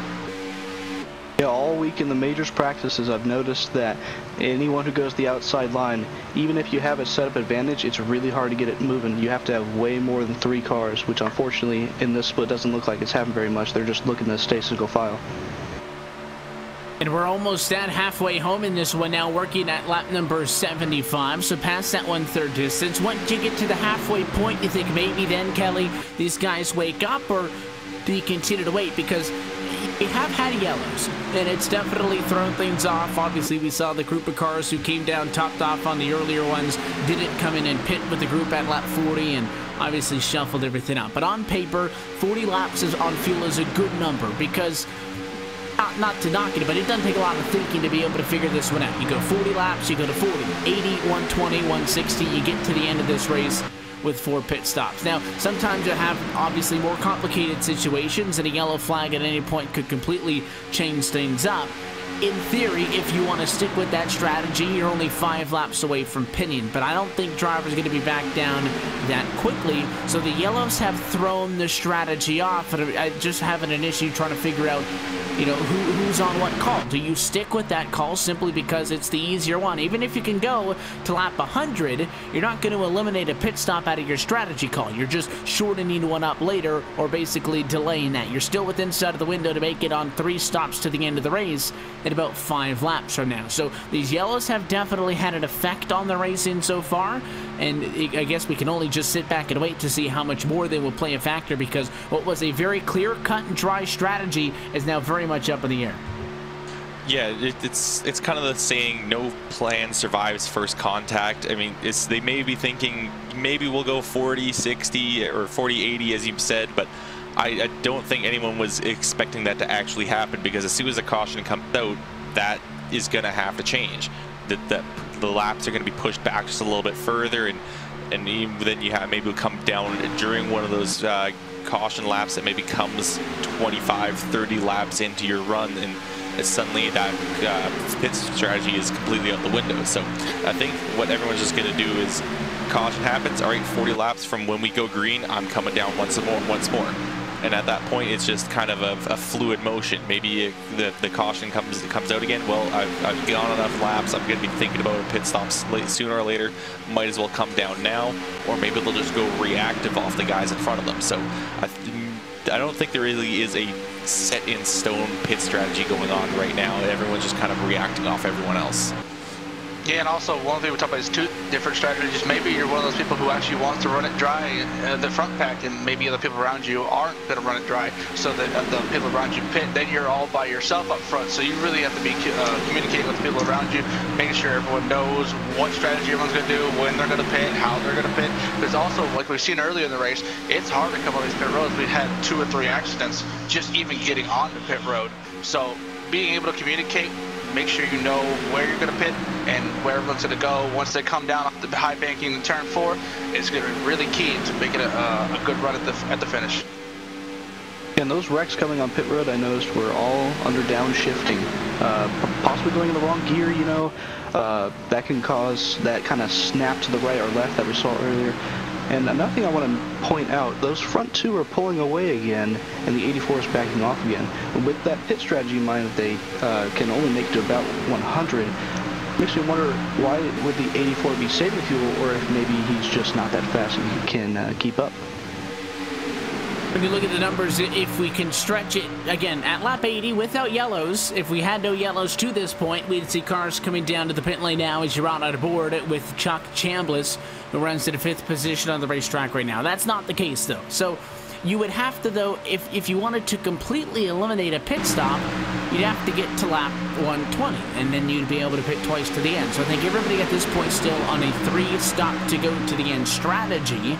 but nobody wants to make that short pit call. That goes back to the discussion we had when we had about 4/5 of the field down a lap. Is it might be the right call. That short pit call may be the most logical one on paper, but if you're a lap down, nobody wants to get trapped a lap down. You can get a wave by if you're lucky enough, get right back to the lead lap, but then you're even worse off on the pit strategy. So I think that this ties back in with what we saw when we saw those drivers stay out, Kelly, and ended up pitting by themselves. Is sometimes at Daytona, what makes the most sense on paper doesn't make the most sense in practice. You kind of have to be a follower. You have to go with the call that everybody else is going with, and right now it would appear to be to try to stretch it out closer to lap 90 or so on the fuel tank that they've got right now, because again, a lot of these guys did not come in and top off at the yellow, so I think that everybody is just trying to stay with one another, which again, strategically speaking, I think is the right call to make.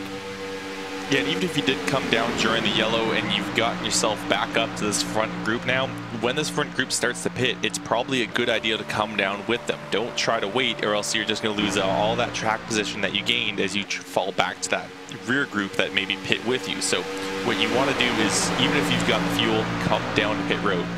Take fuel with everyone else, stay with that group. Daytona and Talladega are places where you can't just be an individual. You can't go off your own strategy. You have to work with other people's strategies and stay with other cars, because you must be in a group on this racetrack. I mean, not just one car, maybe not even two cars. You want 3 cars or even more to be able to be even slightly effective around this racetrack. So you just have to react off of what everyone else does. You can't just go off of your own strategy. Yeah, and strategies just be a really big key of how you make your move towards the finish line, as people are going to be looking towards the pit box here in a few laps or so, as we're talking about the fuel strategy, as they're almost about to be running out of fuel here in a few laps. But yeah, as you're saying, being able to get in those packs coming off pit road is going to be huge. And even if you have a 3-car pack, maybe there's another group behind them, even 4 or 5 cars that are lined up already. Those 4 or 5 cars may get around you, but if they try to file in with you, that's even better for you as a 3-car pack, because you now have an 8-car pack, and maybe you can get to the front, separate yourself from the rest of the field. And speaking of strategy, I just saw that we're past lap 80. That's typically a time in a Daytona 500-esque race where kind of noticing those 40-lap runs, we're at 120, we just passed 120 to go. So people might try to cut this run short, like just after lap 80, and I'm noticing it hasn't happened so far, so maybe not. But there are teams in the majors, so we can see strategies like this happen to try and, say, get away from the pack and make your own run. Pit early and maybe change up the strategy. And these are all the things that the drivers are going through in their head, but as well in a series of this stature like the Major Series, a lot of these people, as you mentioned, teams also have spotters in there, or crew chiefs, or not even somebody who may necessarily be in those official roles inside of the sim, but just somebody that they're bouncing ideas off of. Again, if they watched what happened in some of the other splits, yes, you're talking about different drivers in a different division in a completely different race, but you can pick up tidbits of information. What kind of call worked? What call did not work, and you apply all of that to your situation, and all you can do is just try to make the best call you can. I don't think there is ever a perfect call. I don't think within reason there is ever the wrong call to make, and it's just on a spectrum. You got to figure out where you sit there, and again, sometimes you might not be in the position you want to be running in. Just look at Joshua Kadada and Richard L. Reagan Jr., who run 1-2 right now, started 16th and 17th. They have worked together to get to the front of the field. May not have necessarily been by plan, may have been, but at this point, I think they've been running together for so long that those 2 drivers would probably prefer to stick together, because we haven't seen that 875. See the 97 move up the racetrack a little bit. If Reagan really wanted to, if Richard Reagan really wanted to, could probably try to go to the inside. Maybe on the white flag, he sticks that nose down there and tries it. But the 875 has not been in a situation where he's been forcing the issue on the 97. He hasn't been trying to get high and around him. He's just been sitting there and getting nose to the bumper and tucking it back in line. So they're working good together. Doesn't matter how you find each other. If you get grouped up with somebody like that, you probably want to stay with them. So that as well could be an influence on what kind of call you make. And that's just something that's required to happen at Daytona. To be successful at this track, you need multiple things.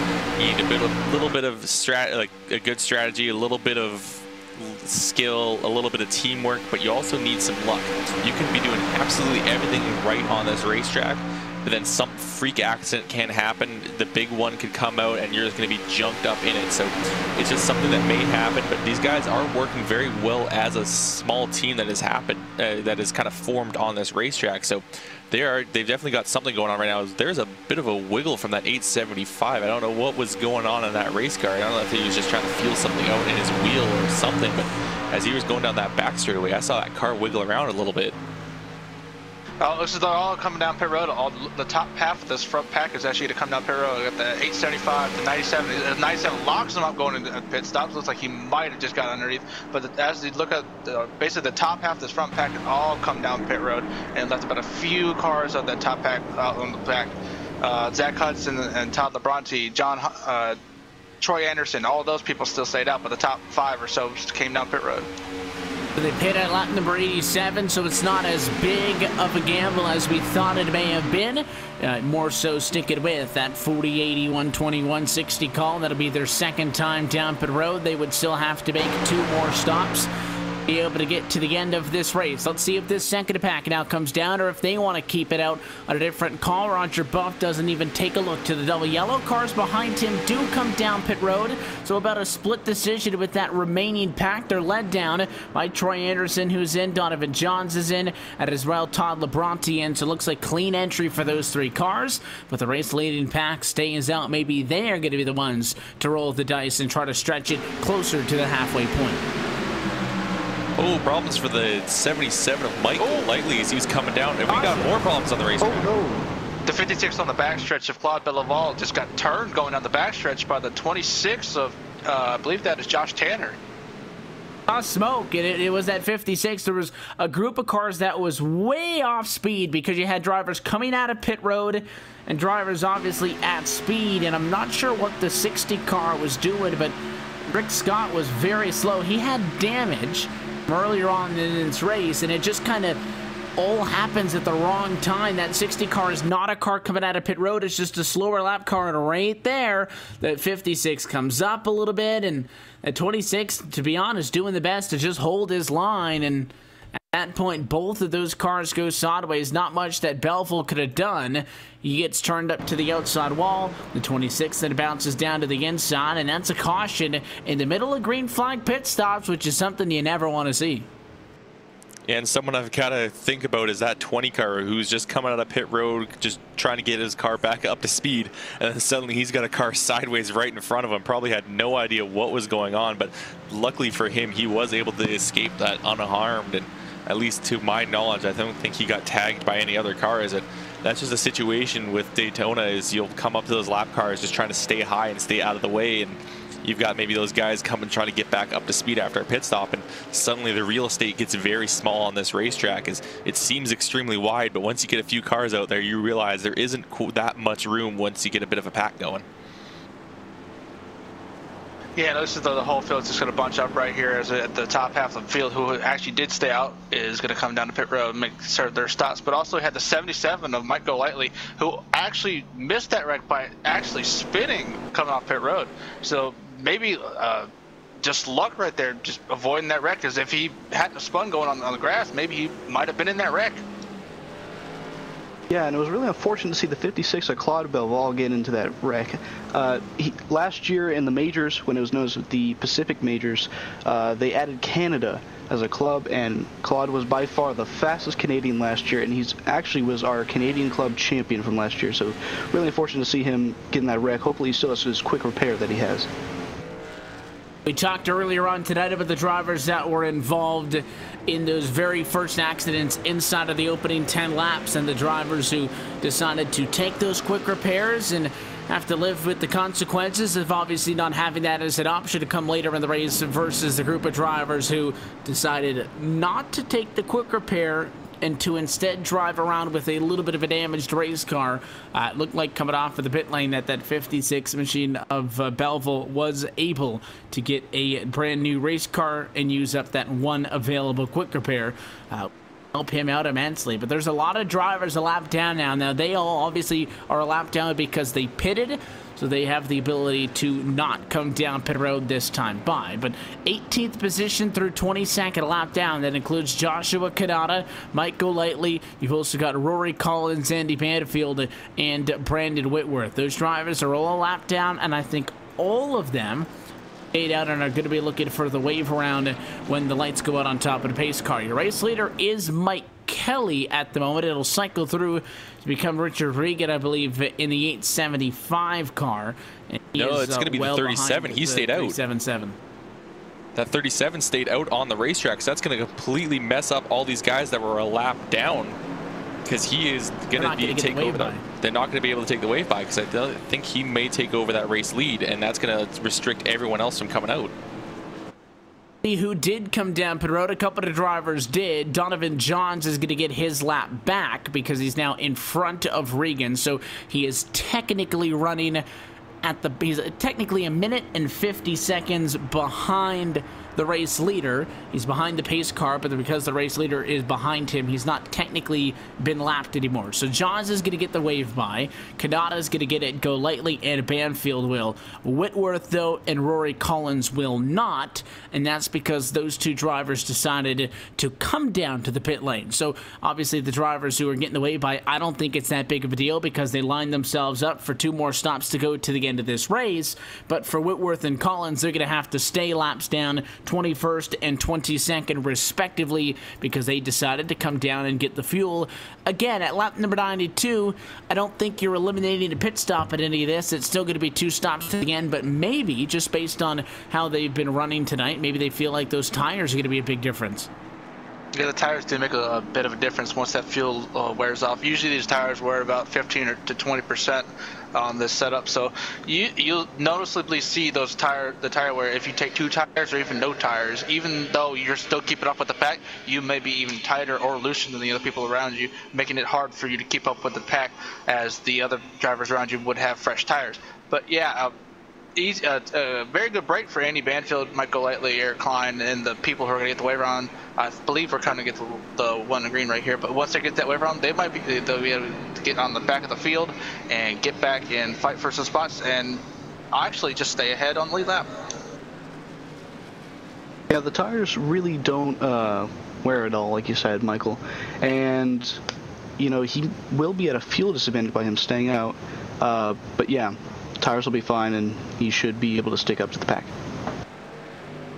We'll see as all of those drivers who are getting the wave by now pass up the pace car and a lap and a little bit to catch up to the field, and there's quite a few drivers as well. So Johns, as we noted, Joshua Kadada, also Eric Klein's getting a wave by, and then you got Mike Golightly and Andy Banfield, and that's going to be the 5 drivers to get the wave around. The 37 machine also had the ability to get back to the lead lap, so we will add another car into the mix when all of that is said and done. Johns, I think, should be the first driver back. So the number is going to be 20 cars at the lead lap. You see we're doubled up as we pace down the back straightaway. Restart coming up with 93 laps complete, 107 laps to go. So just shy of the halfway point in tonight's 500-mile race. Yeah, there's still a long ways to go on this race, and it's still anything could happen here, as we've seen a number of accidents happen and take out a few contenders. But there's a lot of people that still have that quick repair in their back pocket, so even if something does happen to them, they could come out and still fight for this race lead. So it's still a long ways to go, at least another hour and so to go until this race is done. Are going to tuck in this time by, and the field going to be in the hands of the 875 Ford Fusion of Richard Regan Jr. Pace car off and away. Green flag flies as we get back at it. 7 laps to halfway home from Daytona. Watch those cars on the outside. How quickly do they find a spot in line down low? A very slow restart for Facciaponte on the outside. He's already fallen back to 6th. Yeah, big problems with that outside line. A lot of these drivers are going to have to see if they can tuck down to that inside and maybe get themselves back up to the momentum, as that 84 just did not go, and that trapped a number of drivers down behind him. Now you see that 991 duck underneath. Looks like Claude is going to try to see what he can do before maybe he's kind of sitting in between the two lines trying to make a decision at the moment. But Richard Regan now starting to run away a little bit with that 909 of Chuck Chambliss. Yeah, they're going to start pulling away just ahead of Zach Hudson. Someone we haven't even talked about today. He's just kind of right about the top 10, outside the top 15 almost, but he just hung around, and he was able to catch that caution at the right time as he stayed out on the track, and he found himself in third place right now, setting himself up really well for the rest of this race. But as you said, the 84 car of Adam Facciapati is making that line come back again on the outside lane as he's on the outside of Daniel Knight, who has considerable damage. Looks like he tried to reserve that, I believe that's a fast repair, so maybe that's a strategy for later in case a caution comes out again and he's involved. But yeah, the 84 is making momentum on the high side right now with the 3. Yeah, and saving that fast repair is a major strategy in the majors. You never know when there's going to be another wreck in the majors just because of different disciplines, different drivers. Drivers come from all around, oval, road racers, you name it. So you never know when there's going to be a crash, and saving that fast repair is a key strategy. That's why we previewed it a little bit earlier on, and now you see it come to fruition. Also, for the drivers who had to use that quick repair earlier, you get involved in a second accident, and you have no choice but to therefore run around with the damage that's on your car. And that could also be why you see somebody like Daniel Knight, even the 19 machine in front of him, of Terry Wellman, who's 4th on the racetrack last time by with some pretty substantial rear end damage. They continue to challenge now off into turn number 3. The outside has not been a formidable force for much of the night. We have seen, though, it at times be a good place to be. You just need to get and convince, I think, enough drivers that it's the right call to make. And there are 3 drivers up top now trying to make something happen. It's led by Zach Hudson with the 84 of Facciapati and the 3 car, Mike Kelly, up top, leading the charge now, maybe making a play for the race lead. Yeah, and that 84 and 3 had dropped way far back in the field, so for them to regroup like this has been a great push for them. But look at that 909. Speaking of pushes, he is pushing that 875 of Richard Regan as hard as he can, now knowing that that outside line is starting to form up. And the 84 and 3 now really grouping up with that 210, seeing if they can get a push going along. But I think it's going to be an uphill battle for them, especially if the rest of those drivers in that inside line group up and start to make an even bigger chain. Yeah, and even though the inside lane is going to group up here, I think the top 2 are going to pull away on the inside lane, as the 19 of Terry Wellman and the 295 of Daniel Knight both have damage. So as you see, last lap down the backstretch, as we look up front, the 875 is going to pull right up in front of Zach Hudson, leave the 09 hanging of Chuck Chambliss, and actually the 875 might actually get put in the middle if Zach tries to look high, but it looks as though he's going to stay in line right there, keep it too wide. But yeah, like I was saying, maybe that inside line is going to struggle just a little bit because that 19 and 295 both have damage, slowing down that inside line, so that's why the outside line might have the momentum they do right now. And there's now 4 cars up on the outside. Once you get some speed going, you tend to convince folks that you've got something brewing, and that's why the 875 went up top and is trying to make something happen. Look at the 909, though, with Chambliss trying to control both lanes. Almost came up over the nose. The 875 of Regan on the outside of the racetrack. I think he thought better of it, but that is what you want to do in theory, is move up, slow down the momentum of the guys on the outside, and go back down. And we saw that used earlier. I think that Richard Regan Jr., though, was just a little bit too good. Oh, there's going to be contact. Here we go. The 875 is into the outside wall. 3 wide, down the back straightaway. No caution. We are going to stay green, but what a call there, as that almost got ugly, as Richard Regan Jr. now falls to the back of the pack. Yeah, it looks like that 19 just got a little bit tight and tagged the 875 Richard Regan, and he has got a lot of damage to both sides of that race car, and that's a huge problem here at Daytona. He cannot come down early for pit stops, or else he's going to come down, or if he comes down way too early, he's going to have some problems. He'll be completely by himself out on the racetrack, and we said that's not a place where you want to be at Daytona, so he's got to hope for a caution to come out soon so he can get some repairs. But there is some heavy damage to that 875 machine.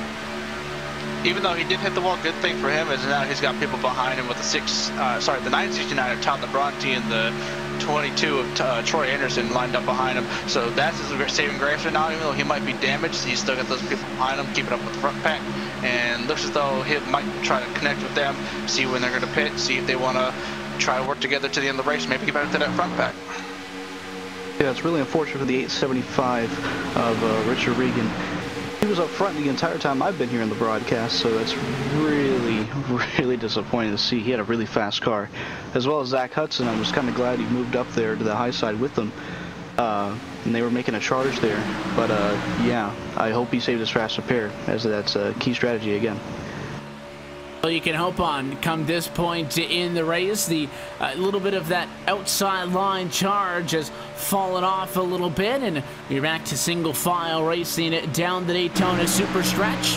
That time by, we did cross the halfway point in this race. 100 laps complete. At the line, it was 100 laps to go in this major series Daytona 500. Chambliss is out in front, started it in 8th position. What was now about, I think, total distance, total time-wise, about an hour and a half ago is when the green flag came out in this race.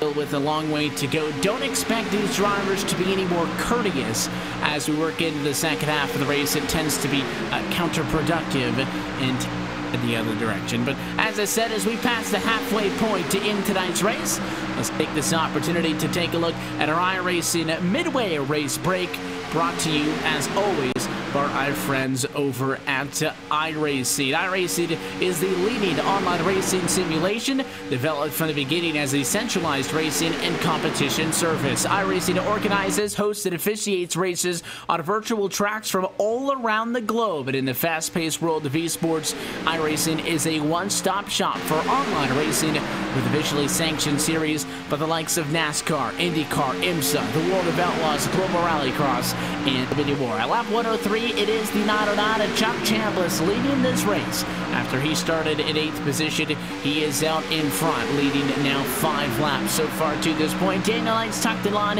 He runs into number 2 position. And then you've got the 970 Roger Buff, pole sitter 3rd. He has led the most laps out of anybody at 44 overall. Josh Tanner just behind has gone from all the way back in 30th position to P4. He's your biggest mover at plus 26 at the moment. P5, the 991 of Vic Greenwood. Terry Wellman runs in the number 6 position with Mike Kelly in 7th. James Dolan is 8th spot. Zach Hudson's where he started in 9th. And Claude Belleville rounds out your top 10. Carl Berg is currently sitting in 11th with Devin Serra in 12th. 13th is Adam Fesponti. And the 97 of Joshua Canada currently sitting 14th. The 969 of Todd Lebrante is sitting in 15th. 16th is currently Troy Anderson. Richard Regan Jr. is currently sitting 17th, and Michael Lightly in 18th. 19th, Jonathan Dons, our last car on lead lap, and first car 1 lap down, rounding out your top 20 is the 35 of Rory Collins. You got Brandon Whitmore in the 377 and 21st right now. Andy Banfield are up in the front earlier in the race. It's now falling back to the 22nd position. Lonnie Fitz, we saw him spin on the pit road a while ago. He's in 23rd right now. Eric Klein, 24th. Randy Ludwig, 25th. Rick Scott, 26th. Terry Hallett, going to be 27th. Alan Alphonse in 28th. Aaron Tolhurst in 29th. And round out your field is Eric Kleppinger in 30th. A look at your iRacing midway race break. For more information on the wide variety of sim racing possibilities online, visit iRacing.com to sign up today. And thanks to our friends at Red Bull Global Rallycross, you can visit iRacing.com/membership and use the promo code PR-GRC for an opportunity to start your iRacing career with a 3-month subscription for only $5. Again, that's promo code PR-GRC, and it is valid on new iRacing memberships. Only more information at iRacing.com/membership. All of a sudden, side by side throughout the field, and a battle for the race lead from Daytona. Here comes Roger Buff. Pole sitter, already mentioned he's led the most laps tonight, trying to get back in front.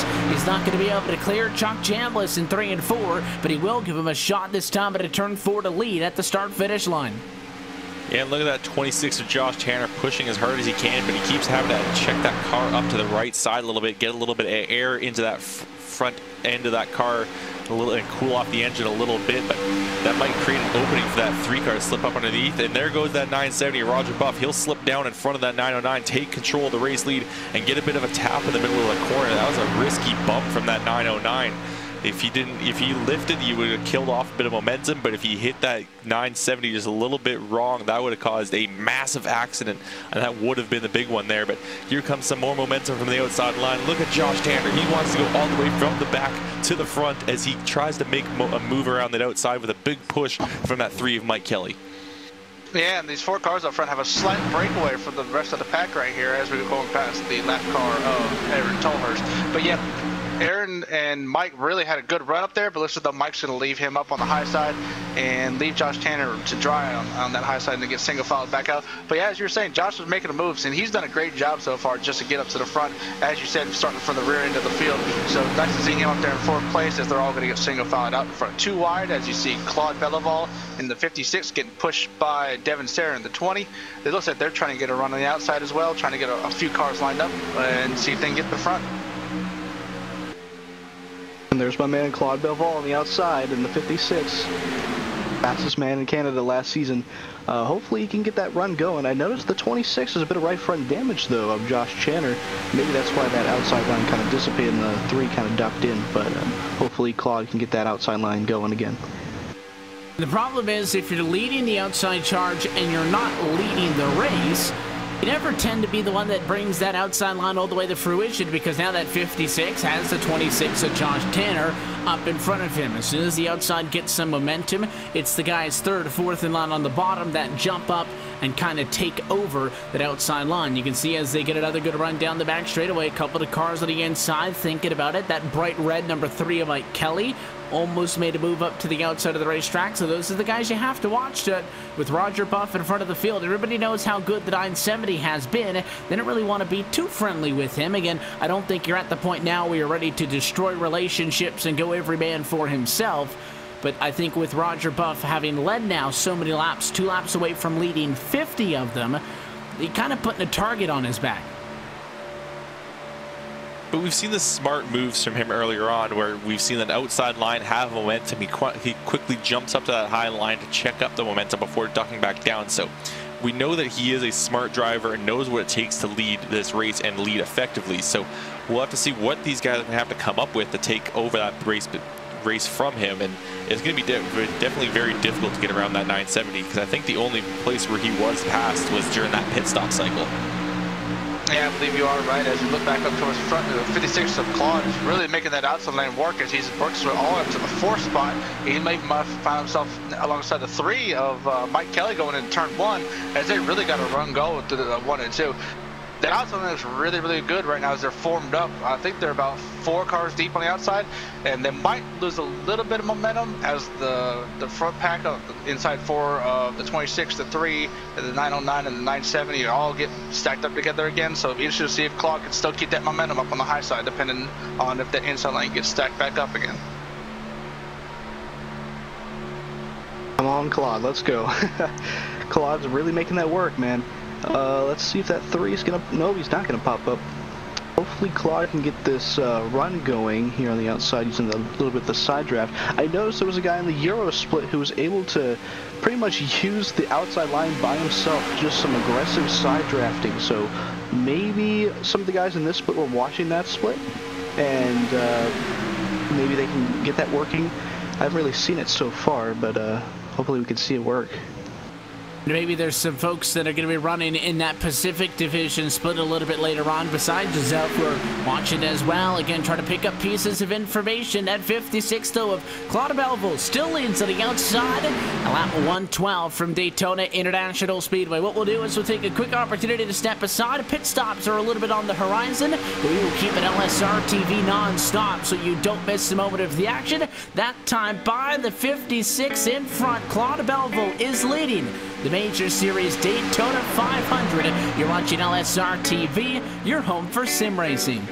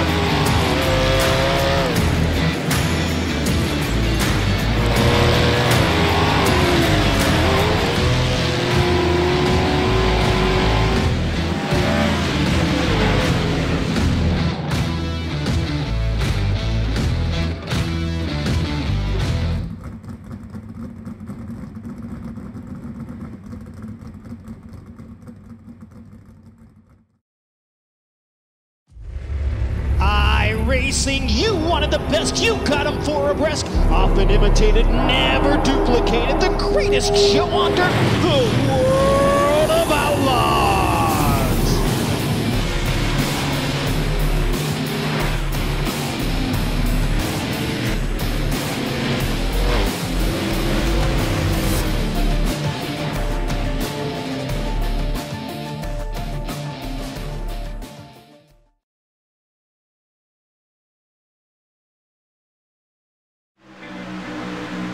Welcome back live to the Daytona International Speedway, LSRTV's coverage of the Major Series, the Daytona 500, Race 2 on the 2018 campaign for the Atlantic Division.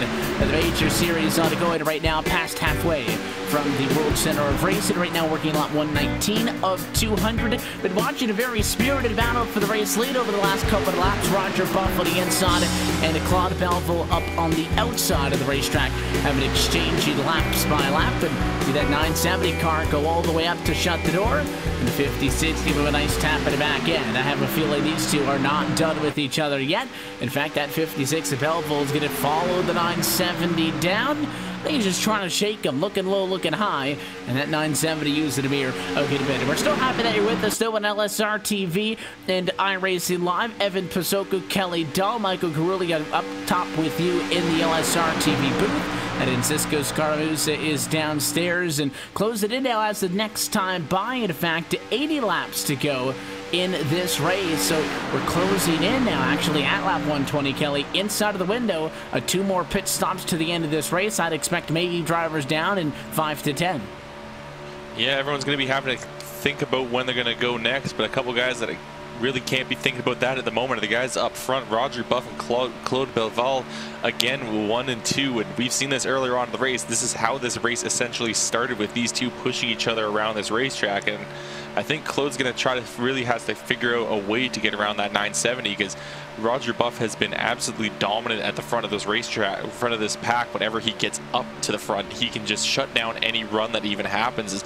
We just saw that there when we came back from commercial, that the 56 had a good run on that outside, but Roger just came up the racetrack, shut him down, used that 56 to push him a little bit further. And while Claude did get himself up into that second position, he wasn't able to find a way around that 970. So he's got to spend this time to come up with a plan within these next 80 laps to figure out a way that he's going to get around that 970 car.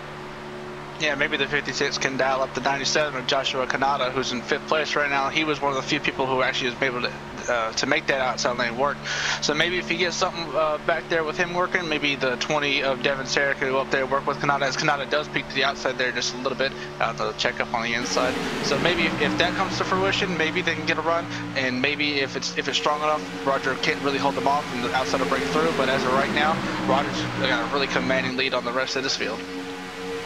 And again, we continue to go back and forth. You'll go side by side. They'll belt wreck each other, going 3 wide for the race lead, and then 5 laps later, they're single file. Now, I do think they'll probably stay in this single file running order because pit stops are so close on the horizon. The lead of pack is 1st through 13th position, all in a single file line. You see 2 lap cars up top, not going to be a factor. Nobody bites on coming down pit road quite yet. In fact, I mentioned 1st through 13th. Well, problems with the 84 of Fassaponte. I think he's out of gas. The 84 car, he is coasting on the inside of turns 3 and 4. He was running in 12th position, and I think Fassaponte's 84 is out of fuel. I don't know if he's going to be able to make it to pit road. Yeah, that car sounds completely silent. That engine is off. That 84 car has run that thing dry, so I think he was just trying to stretch that thing 1 more lap and just couldn't quite do it. But it looks like he may have the momentum to get the thing down to pit road. He's still coasting at about 39 miles an hour, but there's still a long ways to go until his box. He started in 4th place, so he is down at the opposite end of that pit road. So he's got to have that thing in neutral, clutch in, and just hope that he can just coast that way down. And looks like he will be able to keep up with the momentum, but that's going to put him multiple laps down. And that's the risk you run here, just trying to make sure you stretch that fuel as much as possible. And he just stretched just that one lap too far, as now, like you said, he'll go multiple laps down, see if he can try and go back in that main pack and keep up, maybe catch a caution. But yeah, well, if you stretch it just that one lap too extra, you're looking at the estimated laps that iRacing gives you based on your fuel load. And maybe you think you can get that one extra lap, but as soon as you cross the line, it ticks under to just a lap, and you panic for a second and try to make it around, clutch it, see if you can make it to the pit road. And the tough news for him is he got a fast car, so he had to go all the way down to the fourth to last pit stall to finally get into the box, but he was able to. And I find it strange that he had so much less fuel compared to everybody else. Makes you think if maybe he had an issue on a pit road earlier, didn't stay in the box as long, and decided to take a little bit less fuel to be able to stay with the group of cars. Because again, we've been saying that pitting with the group is a little bit more of a better call, or more logical of a call, than just taking the best individual one for you, because you can't do anything without that drafting help. So nonetheless, still waiting for the pit stops to happen. That car still sits down on the pit lane.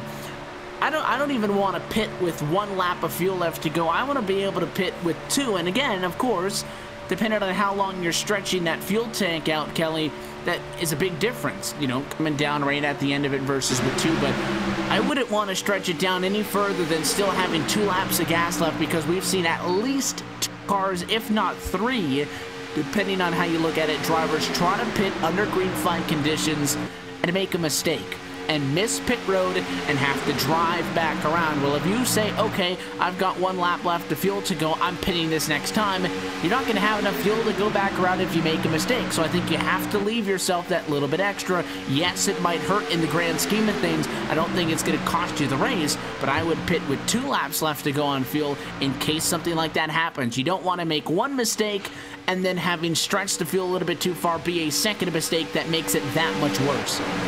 We were wrong about that 84, though. We were noticing that that car was still down on pit road, which made no sense if he was out of fuel. He blew the engine coming off of turn 2, so that was not a fuel load issue.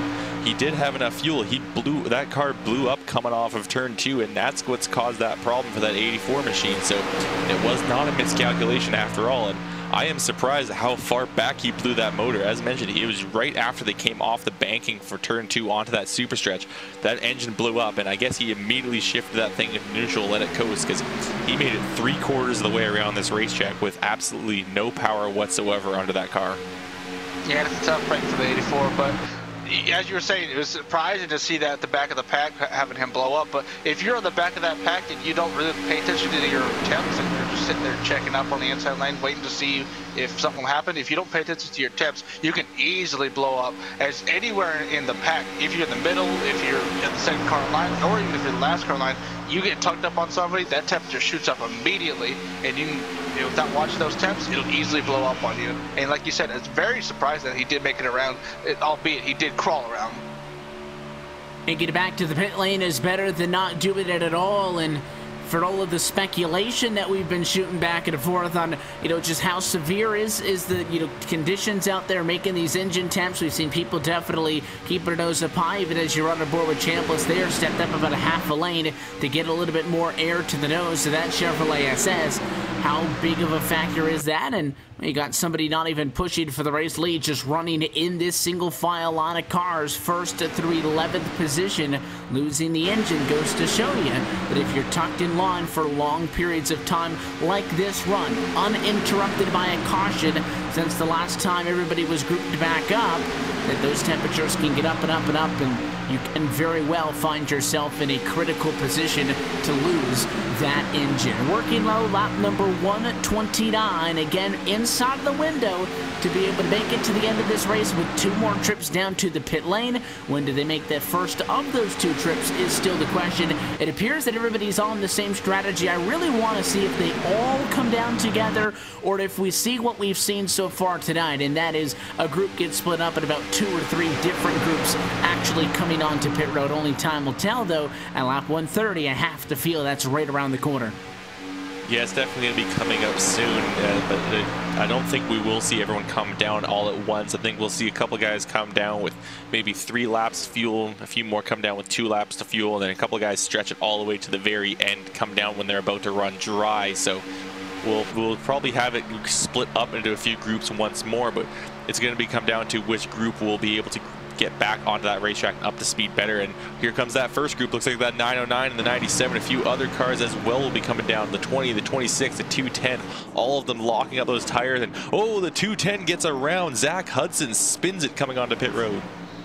Once again, that's a situation of just locking those tires up. He had it slowed down, but once he just put that little extra brake on to make sure he made pit road, and he just spun that around. But as you said, those cars came down pit road looking to get 4 tires and fill up that tank of fuel. But those is though we also got Mike Kelly, Claude Belival, and Roger Buff, who've actually decided to stay out on the racetrack, as well as Vic Greenwood, but Vic's all by himself. So I'll be interested to see if these guys decide to come down this time or not.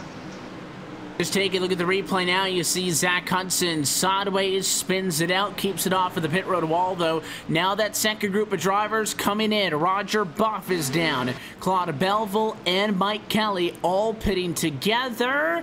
And I think they all were able to get it down to speed just in time. A little bit close quarters for the 56 and the 3 into the box, but they are down in time nonetheless. Now, these drivers are going to obviously complete their service. They're going to go back out together. A significantly smaller group of cars in this time than that first group of cars that we see. You watch the 3-car right side tire is going to go up as well, and it should be the same call for the likes of Belleville down at the end of pit road. The left side tire is going to go up as well, so it'll be a 4-tire call. I'm thinking that that first group who pitted is already going to be out on the racetrack, obviously, but more importantly, if they got out together, they're building up momentum. That could be the difference maker as this group of cars leaves pit road. The 970 is going to be the first car out. That's Buff. Then it'll be Kelly, and then it'll be the 56 of Belleville. But I think the fact that they are just getting up to speed is going to hurt them. You're going to have to wait to see Josh Tanner, I believe, in that 26 car, leading the group of cars who has already come down pit road and completed their service. You're riding on board with a couple of cars in this pack. Look to your left-hand side. Those are the cars who just came out of pit road. There's that speed difference. So pitting a little bit faster, in this case only 1 lap sooner, is a significant advantage because you had an entire lap to build up the draft in the 26 machine. Following through to the race lead, you're on board with Chuck Chambliss as he pushes him.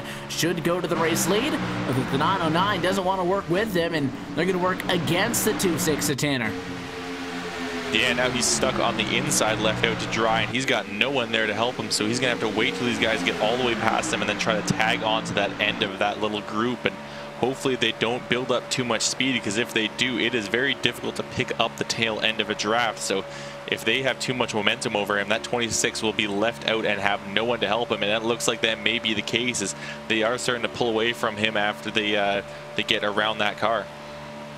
Yeah, and listen though, Tanner's going to try his best to keep up with the pack as the front two push away. Even though all 4 of these cars are lined up right here, if the 2 at the front start pushing away, they can easily pull away from that second, the 3rd and 4th car and get a gap and make sure those other 2 lose the draft. But as you're looking right here, as they cross the finish line and time and the score and reset, Chuck Chambliss is going to retain the lead as Troy Adams, James Down, and Todd Labronte have come down last time by. So they are going to have a 4-car breakaway that is all the way back to 5th of Roger Buff, who, even though he did have a slower stop and wasn't up to speed as those guys up front, he had it's about a 1.5-second gap back to the lead for Roger Buff and Mike Kelly. Just as we've seen all night, pit stops break everybody up. It is that 4-car breakaway out in front. You're on board with Mike Kelly, who rides in 6th position. It is just him and Buff. So I think these guys are going to struggle to catch that group of 4 in front, assuming they don't all go side by side and start fighting with one another for the race lead. 4 cars significantly faster than 2 cars in the draft. However, last time by, and this comes down to discipline, that 3 has been really tight on the 970 on the back bumper. They actually gained about a 1/10.5. You see some significant separation amongst these top 4 cars. It actually looks like that 26 of Josh Tanner's actually falling off. That could be critical. If that 26 car falls off the back end, he would get picked up by Roger Buff and Mike Kelly, and we will probably end up with a big pack of 6, as that looks like that's exactly what's happening to the 26 car. The question is, do they want to pick up that 26 car of Josh Tanner? Because there is some damage to the right front of that 26 machine, and a few other drivers, if they know that, will not want to work with him, because that car is going to hold the back just a little bit. So that 970, and Roger Buff and Mike Kelly, they may catch up to Josh Tanner and just go right by him, knowing that that he has right side damage, because especially with the fact that damage on the front, he cannot lead a group. He is going to hold them back. So at the very least, that 970 and the 3 are going to go around him. Yeah, the 26 actually just got around Donovan Johns, who was actually trying to get in front of him and try to get a little help there. So if Donovan Johns tries to integrate himself with his pack, because he might right here as the 970, Richard Buff gets to his bumper. So the 37 is going to integrate himself with this pack right here. And if actually no, maybe the 37 is a little bit off, and he pulls out of the way for the 970. I was about to say, if they did get integrated, maybe they can catch up to there, as they have 2 cars up front versus the 4 back there. But now they have 3 cars up front and 3 cars in the back, so it'll be even out. It'll be interesting to see if that 26 of Tanner and Roger Buff and Mike Kelly all try to get back up to the front again.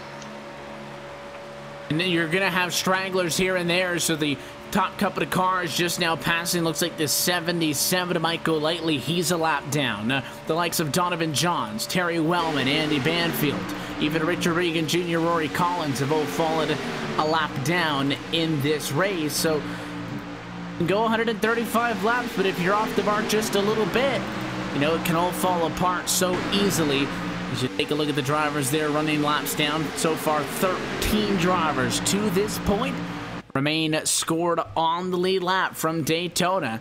And that lead group is now going to become 6 cars very shortly. Mike Kelly in P6. On it down to inside of 1 second. That 26 machine of Tanner was picked up. In fact, he was picked up, though, by Roger Buff, which has kind of left Mike Kelly hanging a little bit. I don't think the 3 is going to lose the draft, and we are going to end up with a 6-car lead pack, which would then have a 6-second advantage over the next pack, led by Daniel Knight, where you also find Carl Burke, Vic Greenwood, and Claude Belleville, 7th, 8th, 9th, and 10th position. Yeah, and that is really what's happening is the 970's leaned off just a little bit, or laid off just a little bit to get that 93 back up to them, to fill the back up into a bigger pack, so he can maybe get a bit of a run using the 26 that maybe try to slingshot around that outside, because I think that outside line will have cooled off quite a bit, and there'll probably be a bit more grip up there compared to this inside line. And if he can get a run, if Roger can get a run and move to that outside line, I think he'll have a chance to make a good attempt for the lead off this front 3. And that is saying, if they do want to battle for lead right now, it's only a 6-car pack right now, and they've still got just kind of to about 61 to go here at the start-finish line right here off turn 4. So maybe if they decided to make a move, as they do peek out, the 26 is peeking out as you're documenting, and he's just stay back in line right now and wait for Roger to get this bumper. But yeah, if they want to battle, they can go ahead and do it, but just they have to be cautious, considering it's only a 6-car pack now, and they'd be like, hey guys, just we all want to pit together. If they do, they can all work together to the finish line, make it a 6-car battle out for the finish. I think what that most recent pit stop showed us, and you know, it's something we could infer just based on all of the green flag pit stops that we've seen so far to this point, but what that last one in particular shows me, at least, is that pit stops are far more critical than what you have done under the green flag racing conditions. What are the 140 laps that we've done? But the 5 of them that have been spent on pit road far outweigh the 135 that have happened out on the racetrack. Because again, we went from a 12-car lead pack down to 6. 7th through 11th are 8 seconds back, and 11th and 12th are 12 seconds back. You're not going to make up 12 seconds. You can be very good in the draft. You're not going to make up 12 seconds. You could be very good in the draft. You're not going to make up 8 seconds. In fact, that second group is losing time after lap to this lead pack you look at heading down the Daytona Super Stretch now. So that is where putting yourself in a position to win this race was made or lost tonight. And we still have, as you guys have been talking about, 1 more pit stop still to go. In 19 laps, we will be within the fuel window. I don't think people are going to come down and pit right at lap 160. I think we'll be closer to lap 170 to 175. But we're not all that far away from that point where you can come down pit road and finally let the chains off. Because as we talked about early, and as we've been reminding everybody over the course of this race, Daytona is fun. It is action-packed racing. But a 500-mile race is an endurance race. Once you get that final pit stop out of the way, then you can go plate track racing. We're close, but we're not quite at that point yet. I think a lot of people are going to wait until after that 160 point and see if there'll be a caution to come out, because if a caution does come out after lap 60, I expect every single person in this field to come down pit road knowing that it'll be their very last stop. And if that does happen, if that becomes the case, then we are going to have an action-packed little bit of a sprint to the finish, as everyone will be going absolutely crazy and trying to make every move they can happen. And I think if a caution does come out after lap 60, we are going to have even more cautions happen after that. So really, with how these cars are spaced out at the moment, it could stay green until the end. But if a caution comes after 160, I think it's going to get a lot tighter, and a lot more wrecks are going to happen after that as everyone tries to just push a little bit harder. So hopefully these guys are going to be able to keep it clean and just go in for that last green flag stop, as he said, maybe around lap 170 or so. Yeah, and with them going past that 160 point, these guys will be able to short fuel the car, which will make that car even lighter and even quicker, because there you can get that rear end out of the air for all the straight line speed they can get. So that'll help them to a degree, and also be a shorter pit stop, as the iRacing pit stops mimic the real life pit stops. So you see around a 15-second, 16-second pit stop. So just saving just that little bit of gas on the left side, just waiting for the tires to get done, is going to really help your pit stop and make you get a good run towards the front pack. And I would not be one bit surprised if the second pack of Carl Burke, Vic Greenwood, Belval, or Dallin, and maybe they take no tires, take just fuel only, see if they can get some track position and get ahead of this front pack up front. And I'm just looking at the speed, and it continues to impress me, and this ties back in as well with what we've been talking about, conserving that race car. The lead pack is 6 cars, that second group is 4 cars. Yes, the lead pack has more. Yes, they should be faster, but they are significantly faster than the second group. Chuck Chambliss, race leader, who leads this lead pack, last time by with a 45.329. Daniel Knight, who leads that second pack, with a 45.573. 0.2 of a second per lap is a significant distance to go. Obviously, if you add that up in 5 laps, you're talking about a second. So this top 6 continues to pull further and further away, which to me speaks so much about that discipline. You could do one of 2 things. You could look back and say, hey, we're way out in front of everybody else. I want to get in a good spot. Yes, P5 is good. Sure, P6 and Lana is good, as you're on board with Mike Kelly, the final car in this lead pack, who really has to stay up on the wheel because he cannot afford to fall off of the bumper of that 970, of Roger Buff in front of him and lose touch with the pack. But you could say, okay, let's go topside. Let's make something happen. Why not? We're 10 seconds in front. Or you could do what they're doing, and that is running single file, in line, very tight together, continuing to put more and more distance on the rest of the field lap by lap. So that's a great amount of discipline being shown by everybody in this lead pack. Yeah, everyone's just trying to feel each other out, trying to see what moves they can make, and everyone's kind of just formulating a strategy at the moment. They don't want to try to make the move too early because there is still a lot of time left in this race. It may seem that we are a chunk through this, but there's still over 50 laps to go. That is still a good amount of time to have a lot of things happen, so they don't want to just make that jump too early and show their hand. They've got to figure out a strategy and try to maybe wait until after the pit stop. And so at the moment, they could just remain in this group until we go for that last green flag stop. Yeah, by doing that, like you said, it just makes them much faster than the groups behind of the 4-car pack of Knight, Burke, Greenwood, and Belval, and the 2-car pack of Dallin and LeBron too. So it's just staying in line to the pit stops is probably the ideal strategy for now, unless they do separate strategies between the top 6. Maybe some people go with the first time by, and the second pack will go on the second time by, but that's all dependent upon them and when they want to pit, and I'm sure they're talking about that right now, trying to formulate who's going to go with who and when they're going to go and how they're going to get through the pit stops. And I think that might be the point. I've been mentioning, you know, get through that pit stop before you make the move. That may be your time to make the move. If you've got 2 or 3 people that you want to work with, we saw, in general, I think pinning first is the better idea. You get a little bit more leniency on how clean you are in and out, because the drivers who stay out that extra additional lap might beat you out of pit road, obviously, but you've got that extra lap to build up the draft, and that is how you live and die at a plate track like Daytona, is by the draft. So if you even make a dive down at lap 160, it would be a gamble, but it might not be a terrible one. You're not going to have a completely empty fuel tank, so it's not going to take you as long to fill up. If it's something that you're comfortable with, Why not? These are all different things that these drivers have to consider. Now, of course, you would really kick yourself if you perform well for 160 laps at a 200 and you just make a stupid execution on your strategy play and it all falls apart and you have to ride around for the final fuel under this thing double-digit seconds off like everybody else at a lead lap is doing. So, again, it's always a risk versus reward thing that's constantly nagging you in the back of your head. Yeah, it's this constant thing to think about, but it's really, these laps are starting to tick down. A lot of guys are going to be trying to figure out when they're going to be coming down for this last pit stop, and that's going to be the make or break moment, is that last pit stop. You make a single mistake there, you don't have as much time to come back from it. So really what these guys are going to figure out is, are they going to want to come down as a group, or do they maybe want to try to short pit the rest of the guys in front of them? As you said, they may have that opportunity to build up a bit more speed. So we'll have to see as we get closer to where that window opening of what that call is going to be. And looking at this from where they are on track right now, I'd be a little bit scared if I'm Mike Kelly. Because if they're not too careful up in the front 5 up here, I see 970 of Richard Buffett is actually going to leave him a little gap and try to keep him up there. But if Richard just doesn't notice that and just starts pulling away, or if the two of them just actually lose the draft completely, they might be stuck on their own little island and have to figure it out themselves of what they're going to do. So it's key that they keep up to the rest of this pack right here, as they are going to push up back to the lead pack with a little checkup from the front too.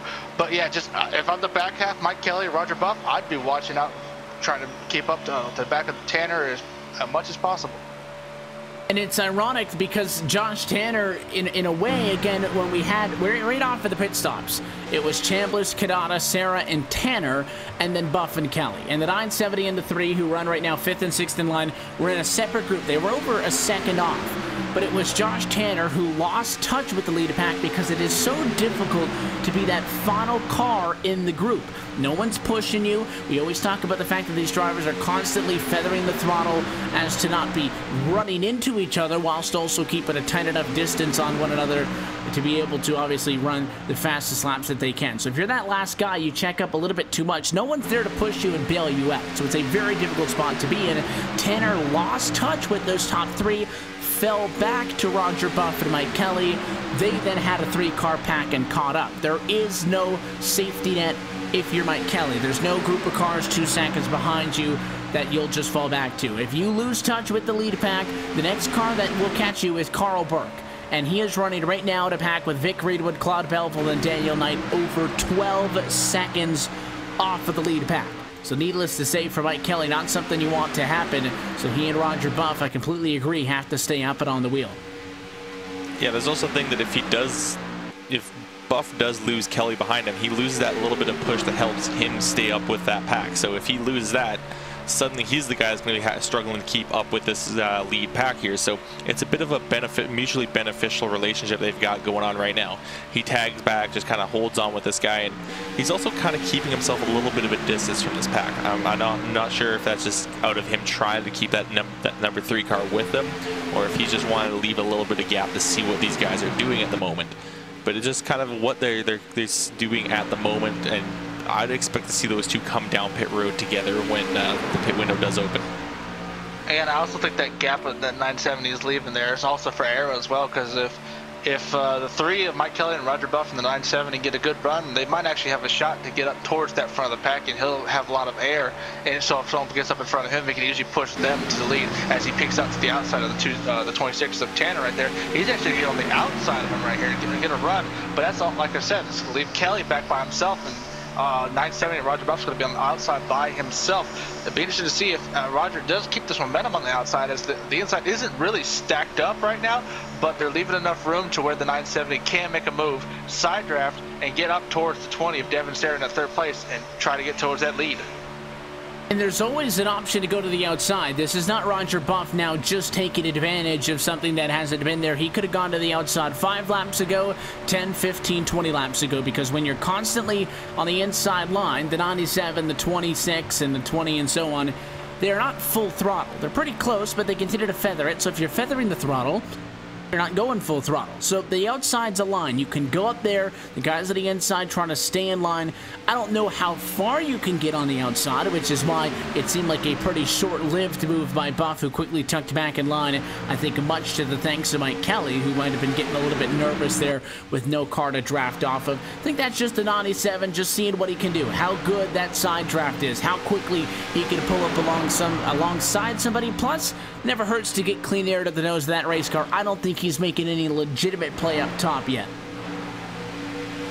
Yeah, it might be a bit of a difficult place to try for him to make a move up top, because he doesn't have too many people out there to help him draft on that high side, unless he can get a couple of these guys like the 26 and maybe even the 20 to go with him. But I think at the moment, with the 3 not being able to keep that draft, it's going to be hard for Roger Buff to try to make that move. Yeah, and this is they're just going to stay in line. But also, as we're looking up just ahead of this lead pack, there's a little small pack of, oh, actually, Andy Banfield's by himself, so he'll be the first one that the lead pack gets to. But there's a small pack of 3 cars. You got Rory Collins in the 35, Troy Anderson in the 22, and Lonnie Fitch in the 27. They're going to be, the lead pack is actually going to be catching up to these guys in a few laps here, as they've got a lot more speed compared to them. So it'll be interesting to see how this front pack decides to get around them, if they do before stops, or maybe they decide to come down the pit road, not bother with them, and I'll try to pit together and see if they can get the best momentum coming off pit road. The 970 just continues to stick the nose out. Again, I think it's just simply he's buying his time. These guys are ready. They've gone through 157 laps. None of that matters unless you can execute late in this race. This is a long, championship for the Major Series in 2018. Started, if you were not with us for the first one a couple of weeks ago, right here at Daytona with the Daytona 2.4. This is our first oval race of the season. The Major Series is also the first of the Triple Crown races we are seeing on the season. Daytona tonight, along with the Indy 500, the Japanese Grand Prix, and Bathurst later on this year, make up the crown jewel events for the 4 highlighted ones on the year. That's something you want to win. I'm not going to say, though, if you don't win, it's a bad night, because there's a lot of drivers out of this race. 22nd on back, pretty much. You're talking about 20-plus laps out and very much out of this race. So I'm not going to say it's checkers or wreckers.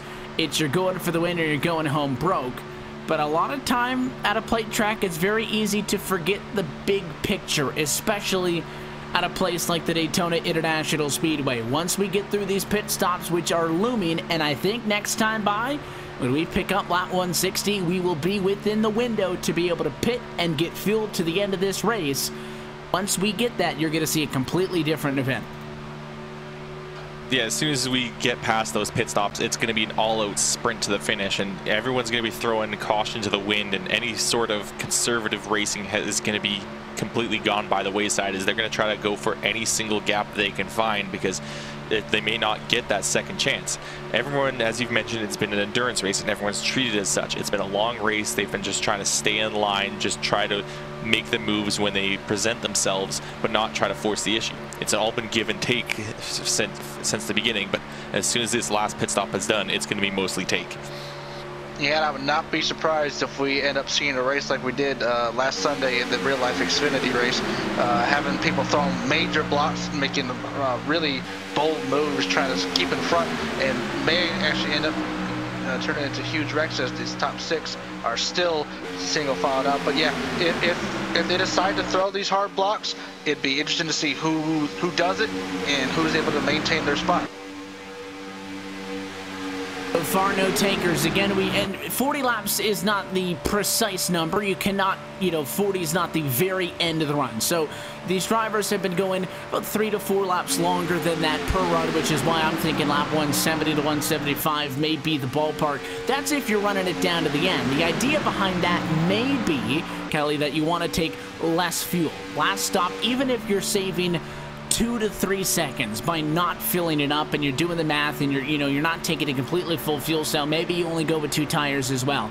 The idea is that it helps you out a little bit. So maybe that is why we would see drivers not come down pit road as soon as we enter the 40 lap to go window, which we're inside now.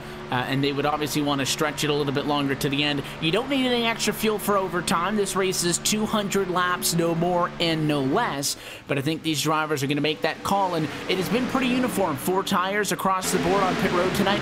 I don't think that's going to be everybody's call on pit road. We'll have to see if somebody wants to go 2 or even none, depending on how much fuel they need on board, because you don't gain anything by taking 3/5 of a fuel cell if you sit down there for 14 seconds anyways for 2 tires, or 4 tires, sorry, on both sides of the car. But if you go for 2, though, cut that time in half, you have something to gain maybe. Yeah, everyone's going to be trying to do that math to figure out how much fuel they need to make it to the end of this race, and that's what you want to take, because any second saved on pit road is hundreds of feet on the racetrack. Just look at a point on the track, count for 1 second, and look how far these guys make it down the track. They do a complete lap in 45 seconds. So just saving that little bit of an extra time on pit road can make or break your race. And it's a lot easier to pass someone on pit road than it is to pass them on the racetrack, because we've seen Roger Buff, whenever he's up at the front, the only way that someone was able to get around him is through pit strategy. So we'll have to see what these guys are going to do, and maybe someone will make the wrong call and they'll end up being short on fuel when this race comes down to the end. Yeah, one thing I actually just noticed real quickly, the 27 of Lonnie Fitch has actually tagged on to the back of this pack, as well as the 22 of Troy Anderson and 35 Corey Collins. So maybe you'd have to see maybe Mike Kelly, maybe talking to them, seeing if they want to pit, maybe change something up, get a different strategy going, get something off sequence. So that way, if they pit earlier than the leaders, they'll have a chance to get a great momentum off the pit road and be able to stay ahead of them.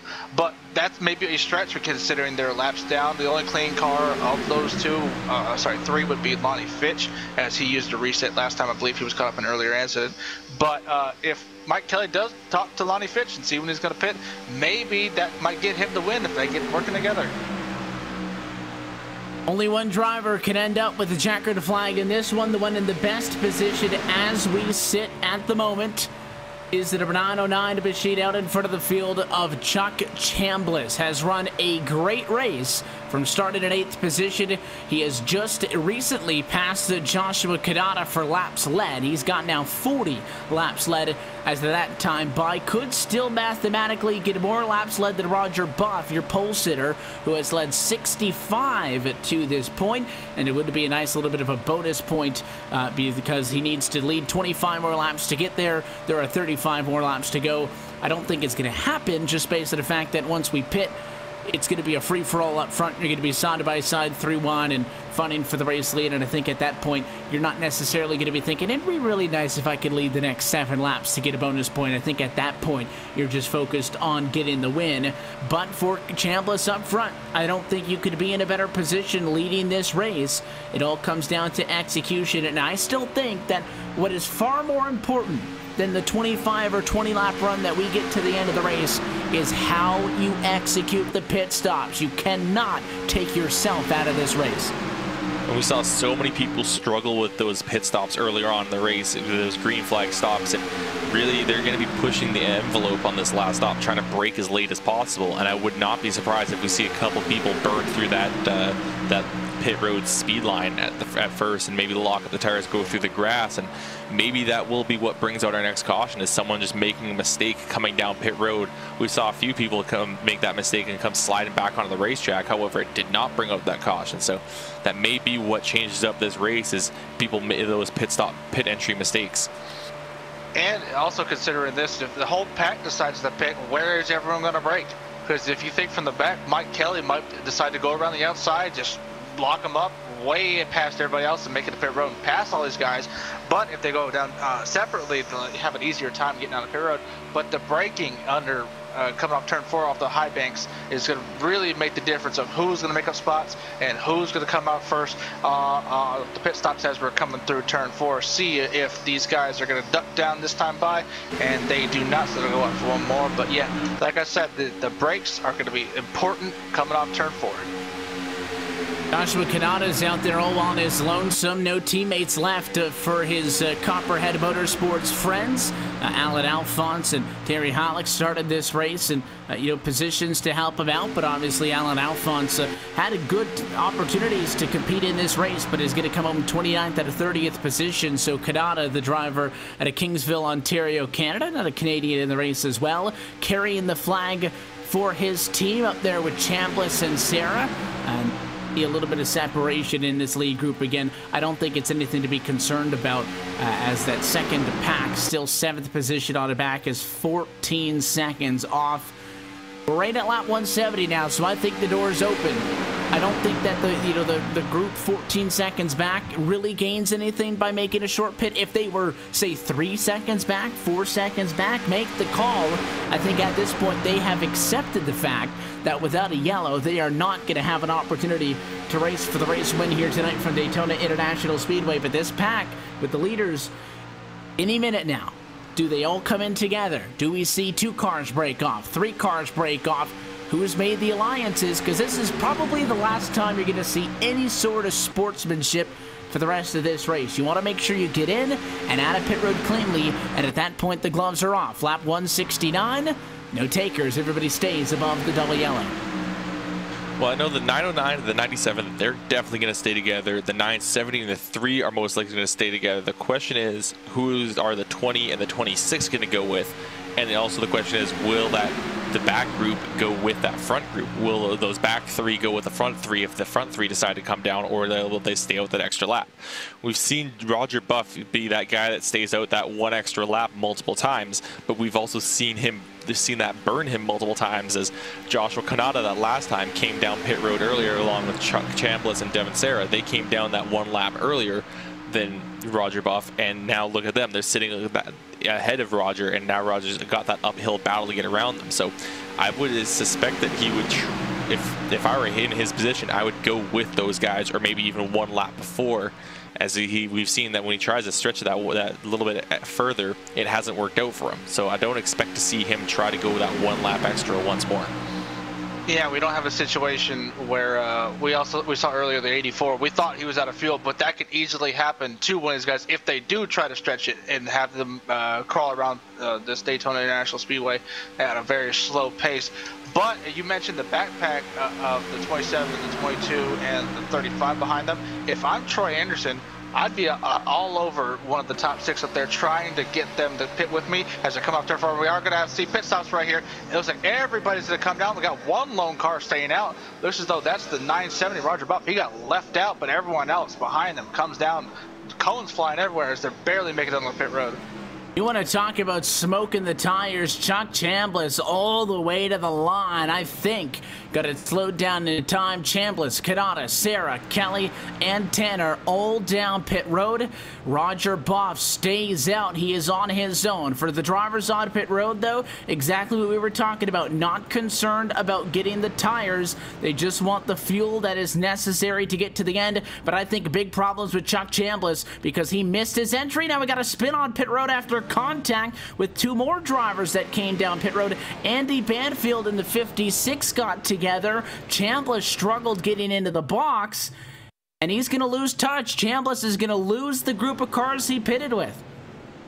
There was also a problem with the 97 of Josh Kanata. He went back and forth in his box multiple times, but now we're going to see Roger Buff come down pit road all by himself, and he'll have to hope that he can pick up another car as he exits pit road, because if he's out there on his own, he's not going to be able to win this race. He's going to be left high and dry. As we'll see what Josh Kanata, he's actually tagged on to a lap car. That's the 22 of Troy Anderson, 1 lap down, and Josh Kanata is just going to try to hold on to that and use that draft to maybe help him get towards where that race lead is. But looks like the person that's going to be in that position to take over the race lead is going to be Devin Sarah, with that 26 right behind him of Josh Tanner, and look at the 3 of Mike Kelly as well. So that's going to become your lead pack. Yeah, and those 3 cars are going to be lined up right here coming into turn 1. And you also have 970 of Roger Buff. He's already made his pit stop. He's coming off of turn 2 on the apron right now. Let's see if that speed difference is going to be too much for Roger to keep up with, or if he'll follow them with the 3 cars. As actually, Roger's going to have no chance. He moves up to try and get the draft to the 20, but the 20, the 26, and the 3 are just going to fly by the 970 of Roger Buff. So maybe Roger could pick up the 97 and the 22 and hopefully get back to the front pack, as maybe they can work the queue line, which is angling themselves up higher on the track on the exits and going down in the middle of the corners to get as much speed as they possibly can. So maybe they can employ that strategy and get back up to the front.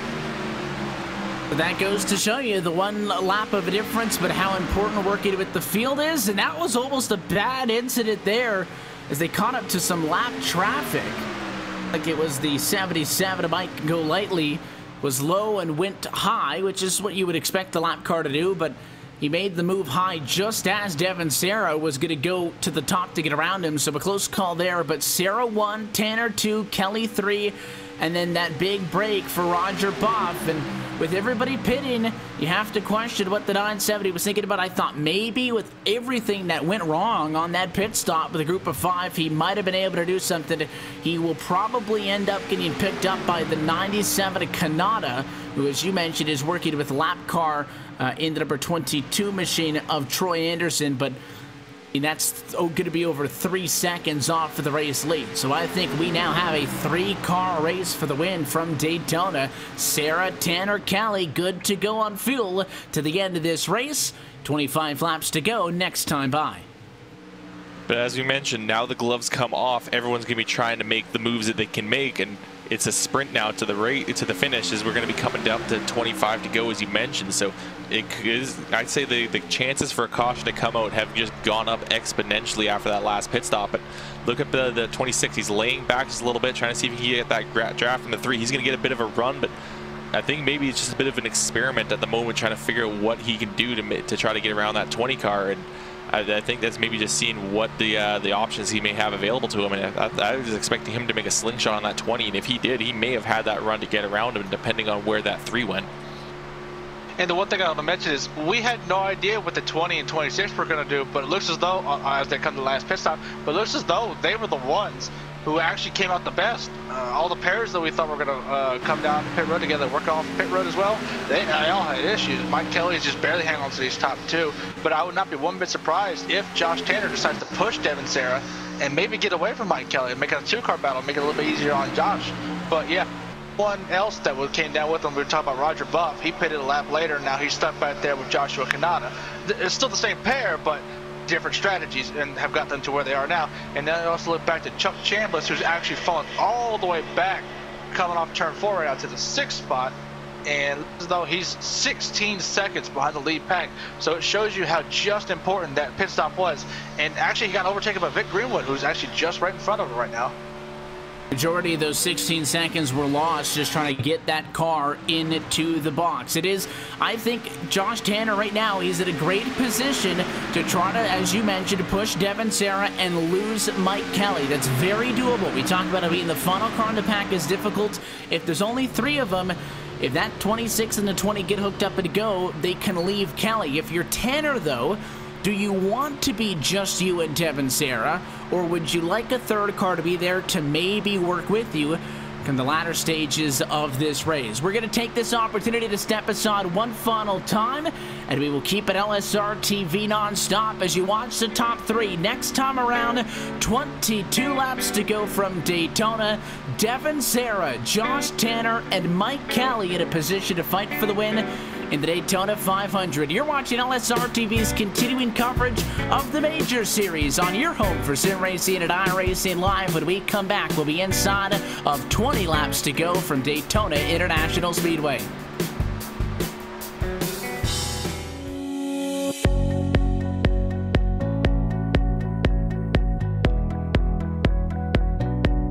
So obviously you guys have come from the virtual world to reality. What do you think about a sim racer coming in the real world? What were your expectations coming in? Coming from iRacing, you know, a computer program basically down here to a real world scenario where you got all these guys with all these years and years and years and years of experience that are also using iRacing as a tool to come out and run against those guys and beat them and finish ahead of them and show them, you know, there's a thing or two you might be missing is fantastic. You know, I mean, that's a skill that I know I don't have, and I can appreciate it because whew, I'm terrible at iRacing. Glenn was able to come into the team. We did a lot of preseason testing, actually a full season's worth of testing before we even started the season. And he came in, there was a lot of sectors that he was the fastest guy out of our team. And Sparky and I are looking at data, trying to catch up to him through some turns. And of course, you know, some places Sparky will be the fastest or I'll be the fastest, and Glenn is able to learn from, you know, what we're doing, and vice versa. So it was excellent to see his pace right off of the bat, and speed was never a worry. You know, it's about qualifying well. Qualifying is very difficult, you know, and pretty important in this series. And so is, you know, being able to make effective passes without contact. It's very difficult to pass in these cars, so, you know, it's not easy being here. I think the level of ultra competitiveness in here, where when normally when you make a pass, you're making a pass with 2 cars involved. But if we're making a pass in this series, you have to remember there's 5 cars waiting behind you. If you mess up that pass, they're going by you. Yeah, it's like sharks. Yeah, you're surrounded by sharks. But no, it's been I've been very surprised and very pleased with it. And obviously I have the 2 champions I'm sitting between. John actually statistically is the most successful MX-5 Cup driver in the world. He owns every record that you would want, none of the bad records. Maybe some of them, I don't know. Maybe some of those. And Sparky's one of the quickest guys in the paddock, and you know, obviously the champion now. So I couldn't have picked a better team to be with 6 Sideways. I'm looking at what everybody in the paddock calls gold. I mean, they will pay to look at John and Sparky's data, and I get full access to it. And I get to see where I'm doing well and see where I can improve. And I've been really pleased with my progress.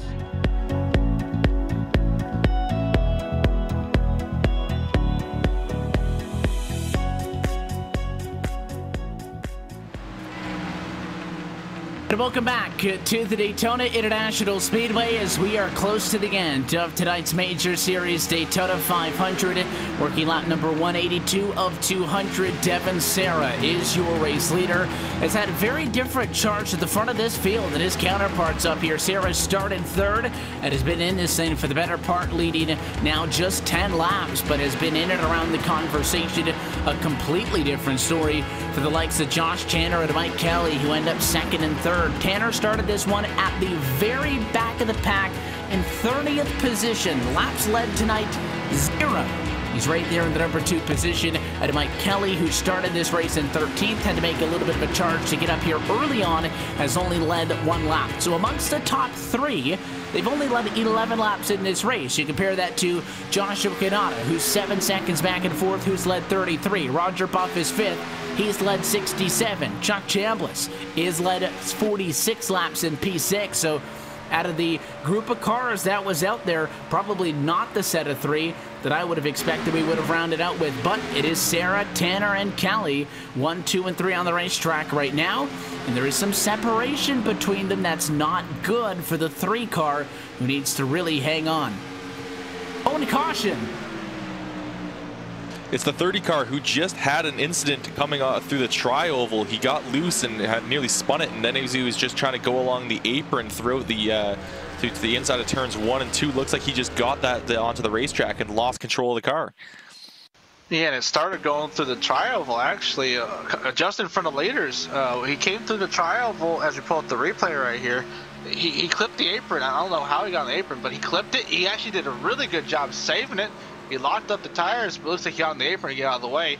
But I guess when he tried to gas it back up, try to get back up on the track, he just lost it by himself. Maybe those rear tires were still hot from getting loose. You want to talk about a caution flag, that changes everything. Those 3 that thought they were home free are now going to have to deal with a late race restart. You see the spin for the 30 car. That is Aaron Tolhurst, who is running in 26th position, 44 laps down at the top of the caution. We are going to have a late race restart from Daytona Beach, Florida. And the drivers 7 seconds back. The drivers 14 seconds back. The drivers 40 seconds back are going to be in this city. We go from a 3-car battle for the race lead to at least 11, if not more, as we group everybody back up, and we'll go green just shy of 10 laps to go. And this does change up a lot of strategies. A lot of these guys were trying to figure out. I think the 26 was definitely in a good position. I thought he was possibly in the best position to take the race win, as he was looking a few times at how he could get a run on that 20, and I was expecting him to make a run on that outside at any moment. But now that they're in this position, he's actually going to be in probably a terrible place to restart, and that's on the outside of row 1, because as we've seen, number of times, that outside line it takes a few laps to get it up to speed. We'll have to see how it's going to do this time with a bit more heat, maybe still in that bottom line, and maybe those tires still a little bit worn, but it may not be the best place for him to start right away. So it's definitely going to be a difficult position. And now Josh Kanata and Roger Buff and a few other drivers like Chuck Chambliss, who were possibly out of this race after being so dominant, they're now right back into it. But it's going to be not too much time left in this race, as we've got 15 to go right now, and they're still pacing. Like you just mentioned, Kelly, all these guys that had issues on that pit stop, that caution really saved them. And also the people at the back of the pack who were about to go a lap down, like you talk about Claude Belival, James Dowell, Daniel Knight, even Todd Labronte, who's going to get the wave around here under this caution. Even he's back in the race after being lapped down for the majority of the second half of this race. But yeah, it'll be interesting to see how the pack changes and if they're going to be side by side from here on out to the end. And to your point, Kelly, what you said earlier about the whole past lap 160, we're going to have a big fight up to the end of the race. It's really going to amp up now that we're going to have 12 cars, only that plus some lap cars straggling at the back. And I'm surprised, actually, the last time by, unless pit road was closed, that nobody came down pit road. Obviously, you don't need fuel, but if you're 12th position, why not just get 4 tires and, you know, have that little bit more maybe leeway to push the race car? Looks like everybody wants to protect that little track position that they have, but you know, being in 12th spot is obviously not like running in the high 20s. I think that you could probably say that all the drivers that are going to be on the lead lap for this one are very much in contention for the win in this race. Nobody's that far back out. You consider 12 cars, Kelly, if we're side by side, you're only 6 rows back. So this thing's been blown completely wide open. That's obviously, again, not what Sarah, Tanner, and Kelly wanted, because I said coming to that final pit stop, what I think would be the most important factor in this race is not what you do after you pit, but what you do when you pit. Getting through that pit stop. And those 3 were the ones that executed it. Better than the guys, you know, the likes of Kanata and Buff and Chambliss, the guys who had been the best cars all race long.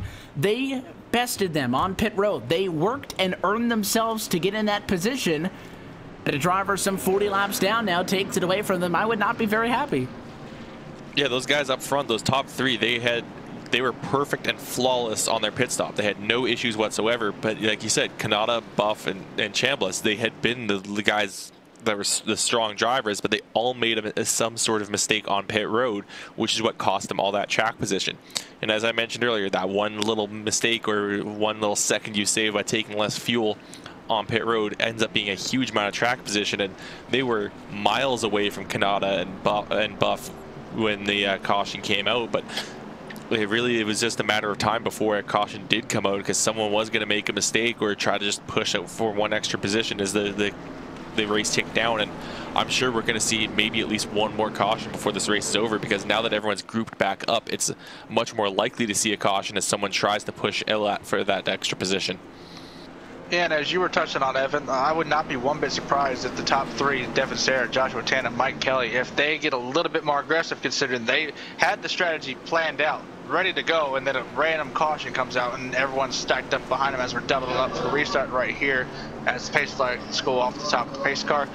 Yeah, they'll definitely be a lot more aggressive now, trying to hold back the people that have made those mistakes. I would not be surprised if they throw those blocks like I was talking about earlier. Lights go out on top of the pace car. We are set for what's going to be a 12 lap to go restart to determine your race winner here tonight from Daytona. Let's let you know how they'll start. Top to bottom, Devin Sarah going to bring us back to the green flag. He, Josh Tanner, going to be side by side on the front row. Remember, Josh Tanner has not yet led a lap here this evening in the Majors Daytona 500. Then you look back at row 2, it's going to be Mike Kelly and Joshua Kanata, 3rd and 4th position respectively. Pole sitter Roger Buff and Chuck Chambliss, 5th and 6th. They're going to be on row 3. Vic Greenwood, Carl Burke, 7th and 8th. Row 4, Claude Belleville and James Doan is 9th and 10th. That's going to be row 5. And then there's only 2 more cars in the lead lap. You look back at the next page here in 11th and 12th. That'll be Daniel Knight and Todd Labronte. They are row number 6. So 12 drivers with an opportunity to fight for the race win at Daytona. I think it goes without saying, this is no longer an endurance race. No, it is not an endurance race. It is a sprint to the finish, and everyone is going to be going flat out. We've seen everyone be kind of gentle and conservative earlier on, doing a bit of give and take. Now everyone's going to be going as hard as possible and shooting for every gap they see. Someone gets a little bit off that yellow line, there's going to be a nose underneath them, and it's going to get hairy. Race car to make the sharp left-hand turn down to the safety of the pit lane. Can Devin Serra overcome the yellow, fight for the race win at Daytona, or does somebody come and take it from him? Green flag in the air, and it is a better jump topside for Josh Tanner to the start-finish line. Serra, though, going to lead down to turn number 1, and don't expect drivers to abandon the outside of the racetrack like they have all night long. They are going to push from the start, very aggressive at 1 and 2, and that 909 is all over the back of Kanata. Yeah, that 20 of Devin Serra, he's got the advantage right now, getting a good push from the 3 and the 970 of Mike Kelly and Roger Buff. Those guys have been strong all the time. We are going to go 3 wide as that 97 tries to look to the outside just for a moment, but doesn't have the run to get around the 26. But he was trying to see if he could make a move, but now that outside line is starting to die out. That 26 and the 99, or the 26 and the 97 are going to drop in front of the 991 of Vic Greenwood, who's been just kind of quietly coasting along that inside line, trying to get him up to the front. And the big loser here is going to be Chuck Chambliss, who's going to be left out high and dry on that high side, as that high line just didn't quite work off the restart. And we'll have to see if it will form up later on into this run, but we've only got 11 laps to go. And Chambliss falls all the way back to right around the 11th spot. It's a tough break for him. He hadn't had a good last half of the race, so let's see if he'll maybe get back up to the front and maybe avoid a wreck if it happens. But looks as though we got a 4-car breakaway up front. Devin Serra is getting shoved off into turn 3 by Mike Kelly. Roger Buff and Josh Tanner are barely holding on as they hold a little bit of a gap to Joshua Kanata, who's actually in no man's land right now between the 26 of Josh Tanner and the 991 of Vic Greenwood. Kanata's going to make up his mind if he wants to try to stay up in the front pack or fall back to the back pack as we come by and get 10 to go at the line. If Joshua decides to go back to the back, maybe he can get a push from that 991 and get back towards the front. As we've seen him earlier, he was able to lead the outside lane up to the front. Maybe he could do it again with the 991. And just because they're single file, do not mistake this kind of single file for what we've seen all race long. They are very much not being timid with another. It's just at this point, you don't want to make a move to the outside, because if it doesn't work and you take that gamble, you can't just tuck right back in line. You're going to fall to 12th position. You are not going to have an opportunity to race for the win here at Daytona. So every move now has to be a little bit more calculated. It doesn't mean that if somebody sees an opening, they're not going to go for it. But this single file is very different than what we had seen to this point tonight. 8 laps to go. Next time by the start-finish line, you got to think the drivers are trying to find some help. They want to make a move sooner rather than later. Watch the 3 and the 970. I saw Buff get to the back bumper of Kelly. He kept sticking a nose out. I think he's trying to get the 3 to go outside with him. Yeah, once that 3 does make the move, the 970 goes with them. They're going to make the pass. That 20 will have no one back with him until at least that 26 car.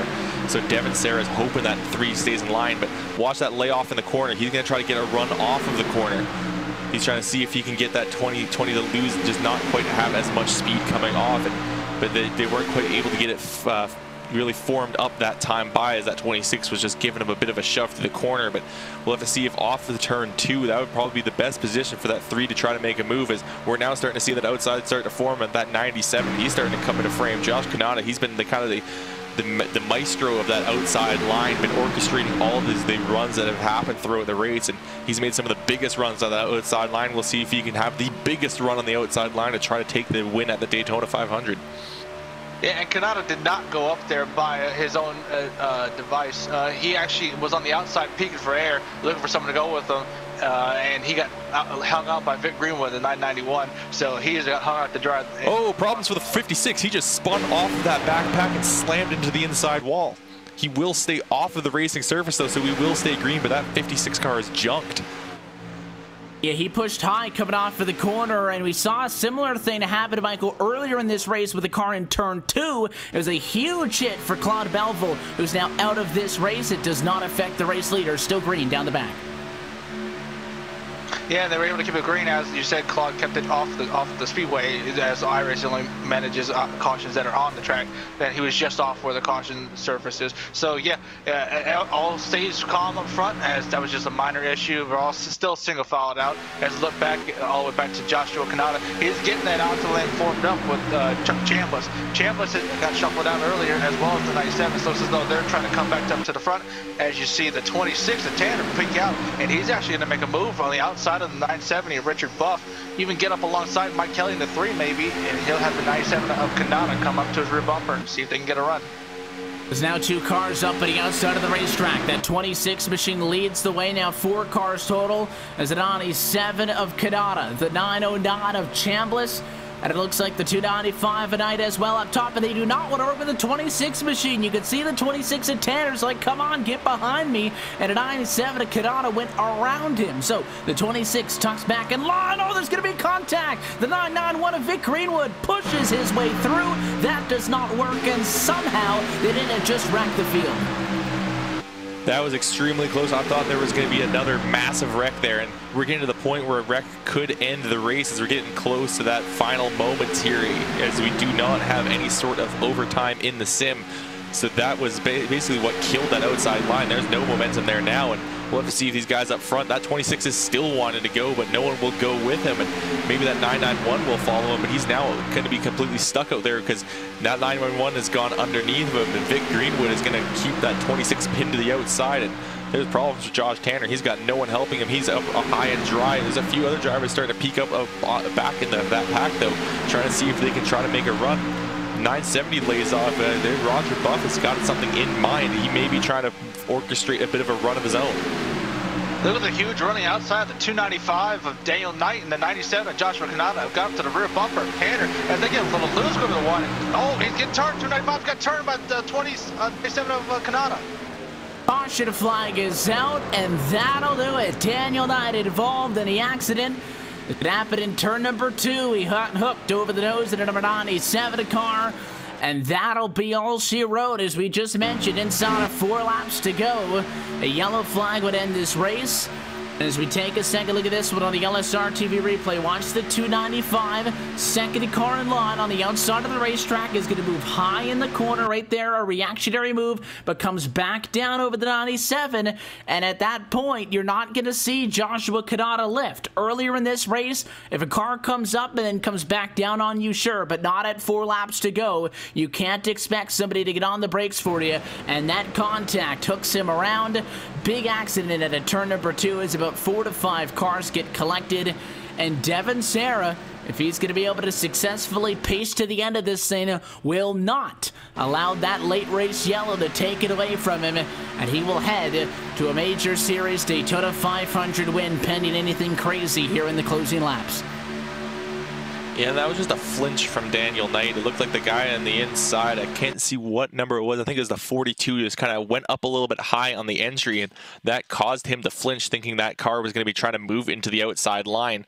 He flinched up to the outside. Everyone else behind just stayed in line and kind of just snuck underneath him. He thought he was clear enough to get back underneath, but that wasn't the case. He just hooked that bumper and essentially took himself out, but that was just a bit of a racing incident, as that 42, I think, still does sneak through as well. So it was quite the last instant to end this race, and it's unfortunate we won't be able to see this race to the end, but there was still an exciting finish to this.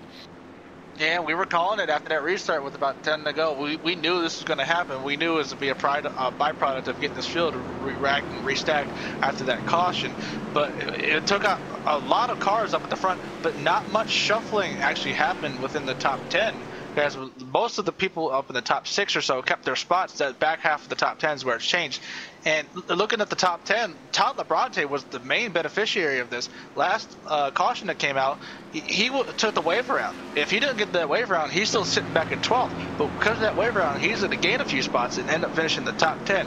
So cautions really helped Todd Labronte here at the end, as he's going to finish top 10. But overall, the front pack really stayed the same, as Devin Serra is going to bring it home coming off turn 2 right now for 2 to go. Next time by, he will collect the white flag again. He still has to be able to complete these laps without incident under caution. Never that, you would expect anything to happen, but in doing this as long as we have. We've seen a thing or two, which is why we always say that assuming nothing else happens, he'll be able to pace to the end. Again, there's not going to be any restart. This race will end not this next time by, but I guess the time after that by the start-finish line as we come to get the white flag this time by. But you know, for Devin Serra and even Mike Kelly as well, who hung in there in that 3 car, did end up leading a single lap in this one. You know, Josh Tanner 4th, 1 lap led. Vic Greenwood 5th, no laps led.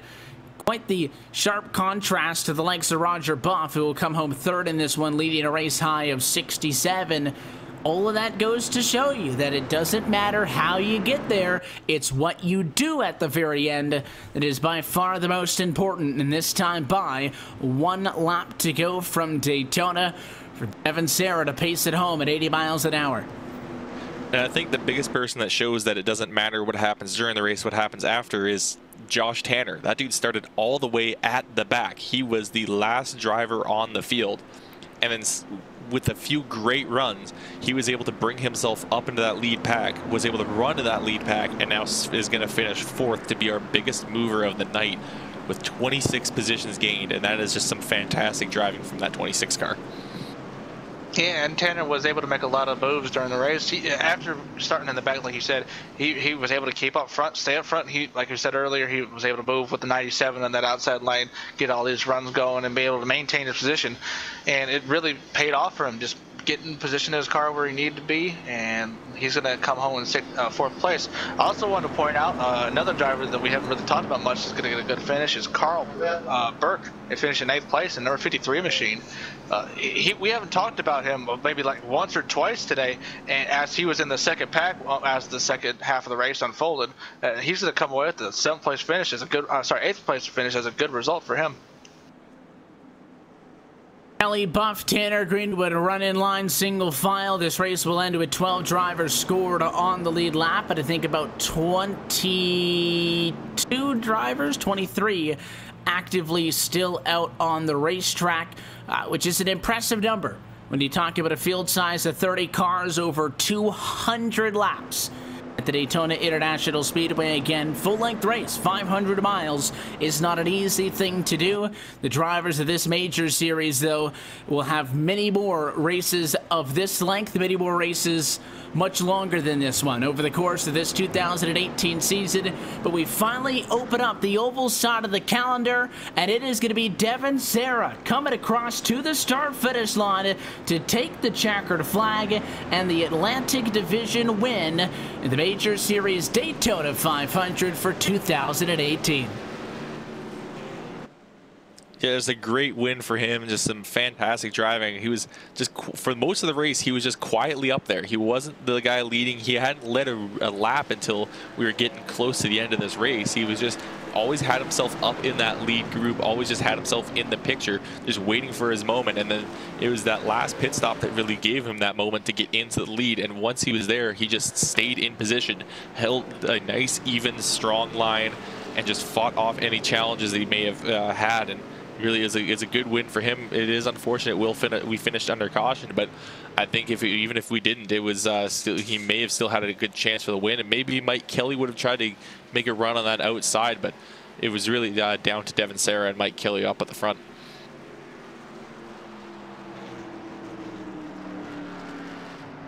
And just looking at all the drivers coming up to congratulate Devin Serra on the win. The 969 is there of Todd Labronte, the 77 machine also of Mike Golightly. Everybody wants to congratulate Devin Serra. And again, if you finished on the lead lap, top 12, top half of the field, I'd consider it a good outing for the Daytona International Speedway. But the only driver who's got burnouts to do is the driver of that 2-0 machine, and that is Devin Serra, who will come to the start-finish line. Got some celebrating to do. Your winner in the Major Series Daytona 500, the pro split, for the Atlantic Division. Again, of course, 4 different divisions of this Major Series competing over the course of the afternoon here. It all started with the International Division, the European Division as well. The Atlantic Division now just taking place, and now the Pacific region will race a little bit later on this evening at 5 o'clock p.m. Pacific time. right here as well on iRacing.com/live. But Devin Sarah, the best of the Atlantic, celebrating from Daytona International Speedway as your winner in tonight's Daytona 500. We'll take another quick opportunity to step aside, and when we come back, we will wrap it all up and get you set for the next time the Major Series is live on LSRTV and iRacing Live. You're watching LSRTV, your home for sim racing post-race show for the World Center of Racing when we come back.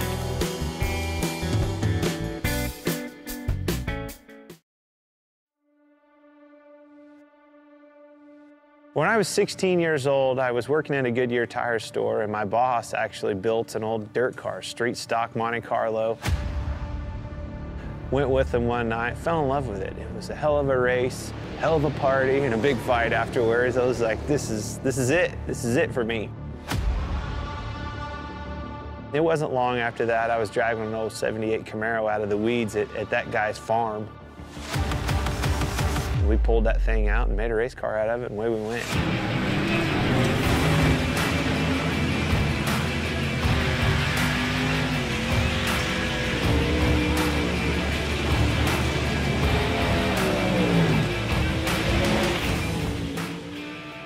You know, I think a driver has more to do with the equation going back and racing dirt, whether it's a modified, a late model. You can do more with the race car. You know, the harder you drive it, a lot of times, the better it goes. You can crawl up on that wheel and feel like you made the difference at the end of the night. Asphalt car, you can't overdrive them. Well, that was the first thing that I had to learn right off the bat is, oh my gosh, I've got to discipline myself, not overdrive this thing, and that's how you get the most out of it. Truth be told, communicating the right information to your crew and your crew chief so they can do their job and make their appropriate adjustments for you to go faster and do your job is probably 90% of the game in our world. I've always loved late models. You know, my dream was to be a late model driver driving for a living across the country like Daryl and Don do that drive for me. I mean, that was, truth be told, that was my dream, you know. I always wanted a semi. I always wanted a stacker trailer with 2 hot rods in it, and let's go racing. Let's take off with your buddies and go race and chase that dream. Never in a million years did I think it would turn into a Cup Series, and I actually have an opportunity to own 2 you know, dirt late model teams.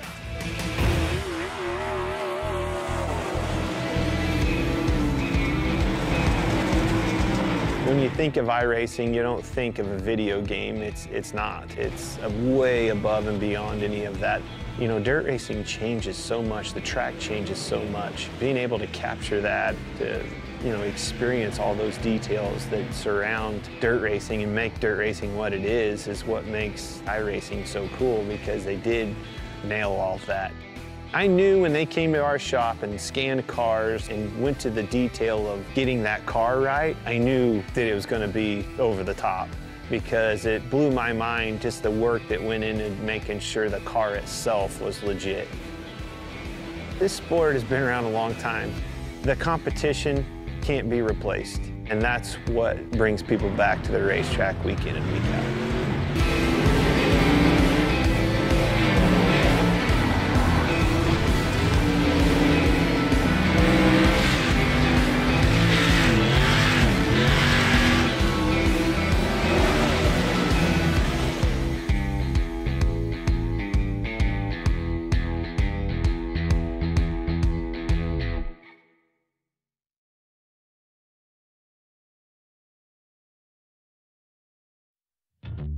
And welcome back live to Daytona International Speedway following the Major Series Daytona 500. We'll go trackside, chat with your top finishers in just a moment. First, as always, we recap and take a look top to bottom at your LSRTV full race results. Devin Sarah thought that this race was gone. A caution comes out. All of a sudden, he's got to deal with 12 cars breathing down his neck. Instead, he hangs on, leads 27 laps on route to the win.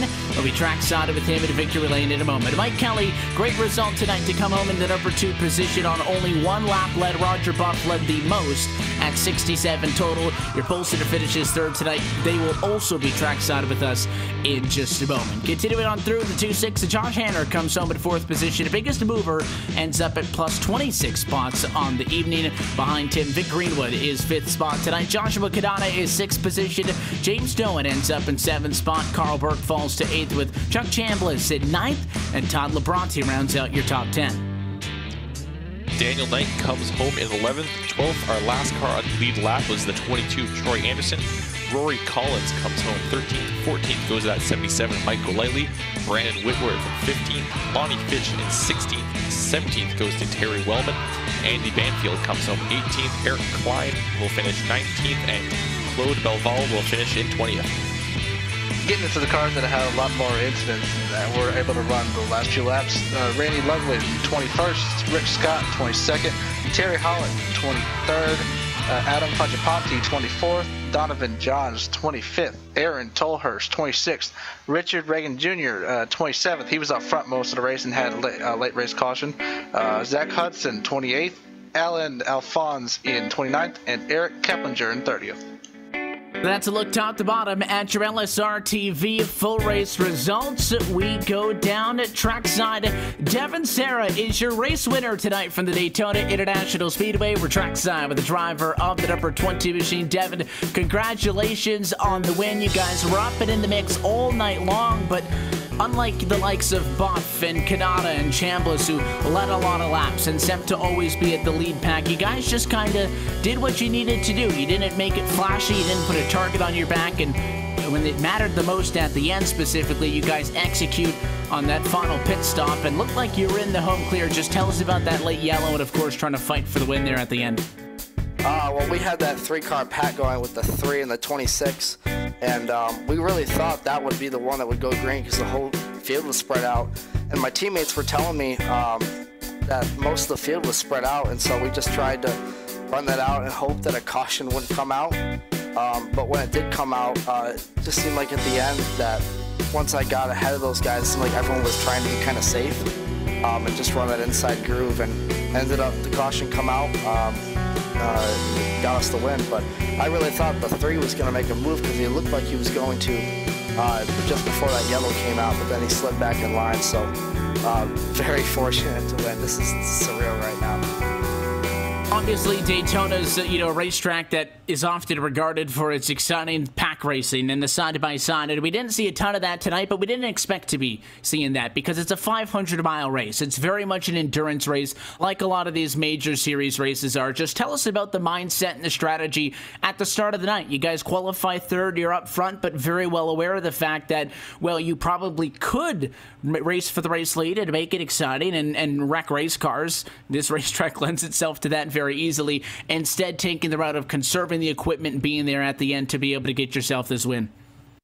Yeah, basically the whole race, you kind of get into, at least the midpoint, I kind of get into an auto drive mode. Not necessarily, but to like stay in these races, most guys will just really try not to push each other. I mean, guys were getting mad at each other earlier in the race for pushing, and it just was something that we couldn't do. And obviously the outside was able to work for most of the time because that inside lane was coming in, or that inside lane was slowing down at least. So it felt like kind of we would just stay in line, and if anybody tried to go out, they wouldn't necessarily lose the draft, but you would be probably left out to dry, and that's what happened the whole race.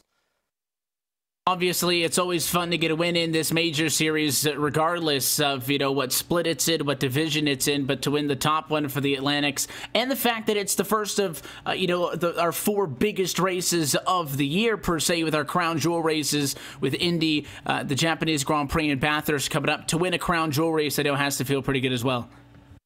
Yeah, this is surreal right now, guys. I mean, I kid you not. I mean, it just... I never thought I would win this race, and to win the 500, after all the work we went through, it really paid off, and it's so amazing. This is just a surreal moment right now, and I'd like to thank all of my team members. I want to thank Troy Anderson, I want to thank Todd Labana, and I want to thank especially Donovan Johns. Those guys really gave me a lot of support this week to get this win, and I'd like to shout out a few sponsors too, because they were the ones that helped us get this win.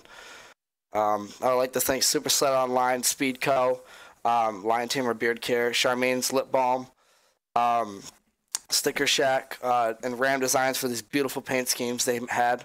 I'd like to thank Off Camber Racing for all the support they had, West the Mess 88, and also just everybody involved in this huge project, Royal Purple, and that's about it. But what a race! What a job by everyone in this field. It was awesome.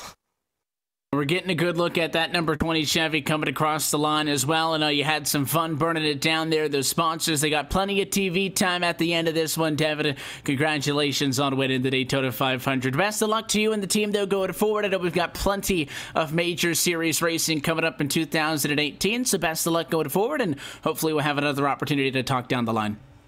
Yep, awesome. Thank you, guys. Also, I'd like to thank Volt Vapes for their support, too. You guys have a good one. Oh, hey, we appreciate your time, Devin. Again, congratulations on the win. That's your race winner tonight from the Daytona International Speedway. Opens off the oval side of things with the win. The driver of the number 20 car, Devin Serra, takes home the win tonight in the Major Series Daytona 500. He was talking about that 3 of Mike Kelly, looking to the outside, thinking about it, maybe making a move. It ends up as a second-place finish for the driver of the 3, and trackside with him is Kelly. Yeah, I'm here with Mike Kelly, driver of that number 3, second-place finisher on the night. And Mike, unfortunately, a late caution did end this race early, but it seemed like you maybe had a plan for for maybe a charge for that lead. What was maybe going through your mind as those laps were ticking down? Well, you know, I was changing my mind quite a bit there at the end of that run, and it's just, you know, it's so crazy at the end of that deal. And I'm running for points, I'm running for the championship, so you got to balance your aggression with doing that. And I did have a fast car, no doubt about it, but I didn't want to, and I kind of sensed that that wreck was going to be coming as well, so I just stayed committed to the bottom there and watched the top line. They almost had a run coming. If they really had an organized run coming in my rearview mirror, I was going to try to hop up in front of them and maybe steal the win, but I was waiting as late as possible, so the yellow flew, and that was that.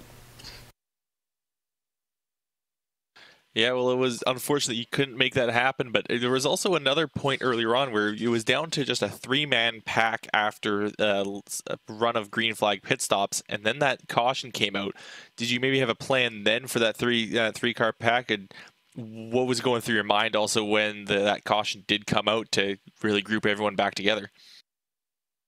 Oh, same old, same old. I was thinking, yeah, that's why we can't have nice things, but it happens in real life too. But I figured I probably would have passed the second place, or pushed the second place guy to the win, probably, if it would have went green.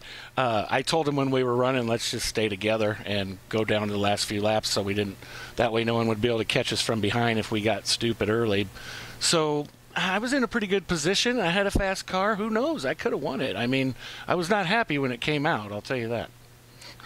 Yeah, I'm not surprised. We all thought all 3 of you guys up front would be really not pleased with whoever brought out that caution, but it was an unfortunate thing that did bring it out, but it did give us a bit of an exciting finish. But before we let you go, Mike, a little bit of a time for sponsor shout-outs. A good second-place finish for you. Who would you like to thank for this run tonight?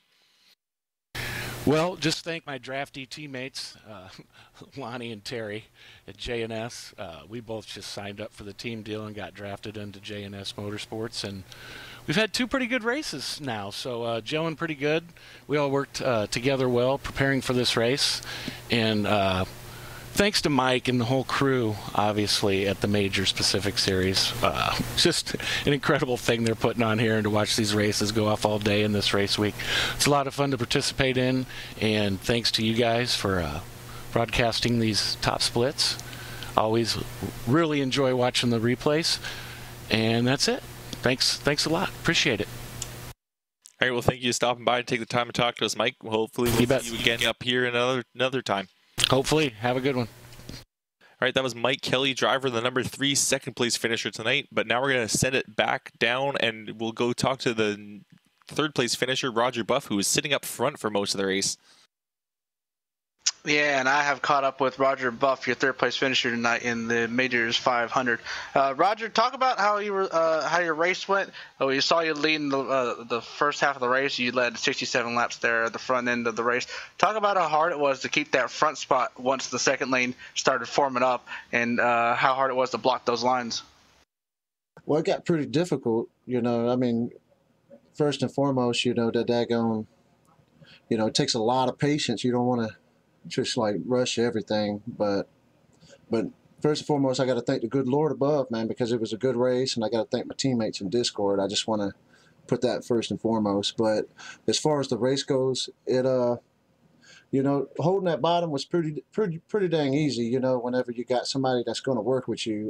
What was his name, Mr. Claude or whatever? You know, can't remember. You know, I never really raced with him before, but we clicked in. You know, he was I think he started second during the race, and once he got behind me, we was working together. And then I think, you know, I called out. He asked when I was going to pit, and I called it out, and I got this sorry mic, as you can tell. You know, he couldn't hear me, so I said, I'm pitting in next lap, and I pulled in, and then he comes over the radio. He's like, man, thank you, you know, for telling me you was pitting. And I was like, my bad. So we ended up hooking up again, literally through the middle of the race. And, you know, we got back up to the front, and then it come to the pits again, and then we ended up getting split. So, and then got to thank Josh Tanner. He was working with me the whole race too. So. Yeah, speaking of pit road, we go back to the last green flag pit stop we had around that lap 165 mark, and how when everyone split up and everything, you were all by yourself for a little bit there, and you got a few seconds off the lead pack. Talk about what was going through your mind on that pit stop and what happened and how lucky you were to get that caution. Well, what was going through my head when it was coming in, I was like, you know, these guys are running the same thing. They're probably going to take 4 tires. They're probably going to get a full tank. And I'm thinking, well, I can just get 2 tires and just under a full tank and get a couple seconds ahead of them and be up to speed and catch. And then, you know, because I was going through my relative and I seen cars all over the track, and I was like thinking, you know, it's a gamble. I can come out on the track and get behind some lap cars and be okay. And, you know, it didn't work out the way I wanted it to. But I ended up sliding back with Mr. Josh Quintanan, and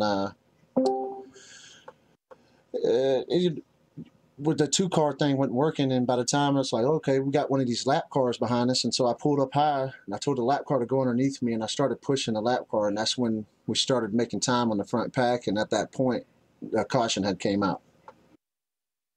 Yeah, that really saved your race. You were able to make the most of it and come home third place. Well, give you a little time right here. Any shout-outs? Anyone, any sponsors that get done? Anybody that helps you get to where you get that third place finish tonight? Oh, yeah. I got to thank the good Lord above. I got to thank my brothers and sisters that in the Discord, you know, they know who they are. And a big shout-out to, you know, all the people that's just barely hanging on. Stay prayed up and keep your head in the game. But other than that, I'm lost for words, brother. I appreciate y'all like throwing this. This is my first what is it called? Pack majors, and it was fun, and I'd like to be here next year. All right, Roger, good deal. And that's your third place finisher tonight in the Major Series Daytona 500. And we're going to move back up to Evan to wrap up tonight's coverage. A big thanks to the top 3 for giving us some time post-race to chat. Evan, Sarah, Mike Kelly, Roger Puff, 1, 2, and 3 tonight in the Major Series Daytona 500. And, of course, there's still many of these races to come over the course of the year. The next one going to be coming up on the 18th of March for the Major Series Copper Classic. You're not going to want to miss that one as we bounce back over to the road side of things. But I would say for first time out on the ovals, Kelly, pretty good race. And at the end of the day, would you have liked to see it end at the green? Absolutely. But I still think that Devin Serra, very deserving in the win tonight, put himself in the right position. That last yellow really was out of his control, and good to see the 20 car still be able to hang on for it. Yeah, it was definitely an exciting race and a good race to kick off the oval section of the Major Series. And I do believe that a good, deserving driver did win this race because he always had himself up front, always had himself in a position to win. And in the end, he was being in that position just at the right time was what got him that race win. And maybe he could have gotten past at the end, and you never know. But he was the person to always be there and always be in that picture. And in the end, it ended up paying off for him. And of course, this series is going to return, as I noted, on the 18th, but I need to double-check my schedule. It is on the 18th, and it is the Copper World Classic. That'll be USAC Silver Crowns at Phoenix International Raceway. So, Michael, we go from, obviously, the 2.4 of Daytona to the Daytona 500 to now some USAC Silver Crowns. So many different vehicles that these drivers are going to be tested in over the course of the season. And we go from the big tracks to the short tracks next time out. Yeah, and Phoenix should be a really good race to watch, especially those USAC cars. Those USAC cars fly around that track.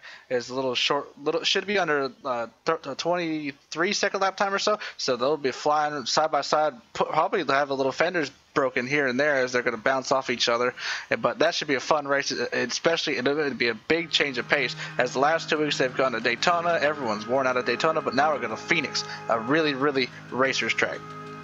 And of course, if you want more information on what's going on with the Major Series this year, go to pacificmajors.com/schedule, and that's where you can get a good outlook of the events that are going to be coming up in 2018. That Copper World Classic is going to be followed up by the Sports Car Showdown at Circuit of the Americas. Then we're going to go to the Nürburgring. We've got the World 600 in Charlotte. That's only the first half of the season. All of those races for the top split of this Atlantic division is going to be right here on LSRTV and our Racing Live. The good news is, though, you don't have to wait till the middle of March to get some more sim racing action in here with us on your home for sim racing. We will be back tomorrow night on Monday, February the 26th, 9:30 start for the second race of the Full Throttle Real Sim Racing Cup Series powered by English Auto LLC. We'll also be with you Wednesday night with the Myrtle Beach Simulation Series final race of the year for them. On Friday, March the 2nd, the Southwest Construction Super Speedway Cup Series is back at 9 o'clock Eastern, and our Saturday night doubleheaders continue this Saturday, March the 3rd. It all starts at 9 with the Bootleg Racing League Outlaw Modified Series and concludes at 10 with the United Sim Race to the BNC Lawn and Landscaping Truck Series. Full broadcast schedule can be found on our website at www.livesimracing.com. But the best way to stay up to date with us is by following us on social media. Give us a like at facebook.com/LSRTV official and give us a follow on Twitter at LSRTV. Until next time, though, on behalf of the entire team here at LSRTV, the folks behind the scenes who make it happen night in and night out, and of course for your broadcast team tonight, for our producer Cisco Scaramuza, for Michael Garulia as well, for Kelly Dolan, and myself, Evan Pasoko, I want to thank you for tuning in and congratulate Devin Serra, your Major Series Daytona 500 champion for the top split of the Atlantic Division. If you're still hanging out on a Sunday night, make sure to catch the Pacific Division up next at 5 o'clock p.m. Pacific time on iRacing.com/live. But the next time we will be out will be on March the 18th from Phoenix International Raceway. That race and every race of the Major Series for 2018 can be found right here on LSRTV, your home for sim racing. Until next time, good night from Daytona Beach.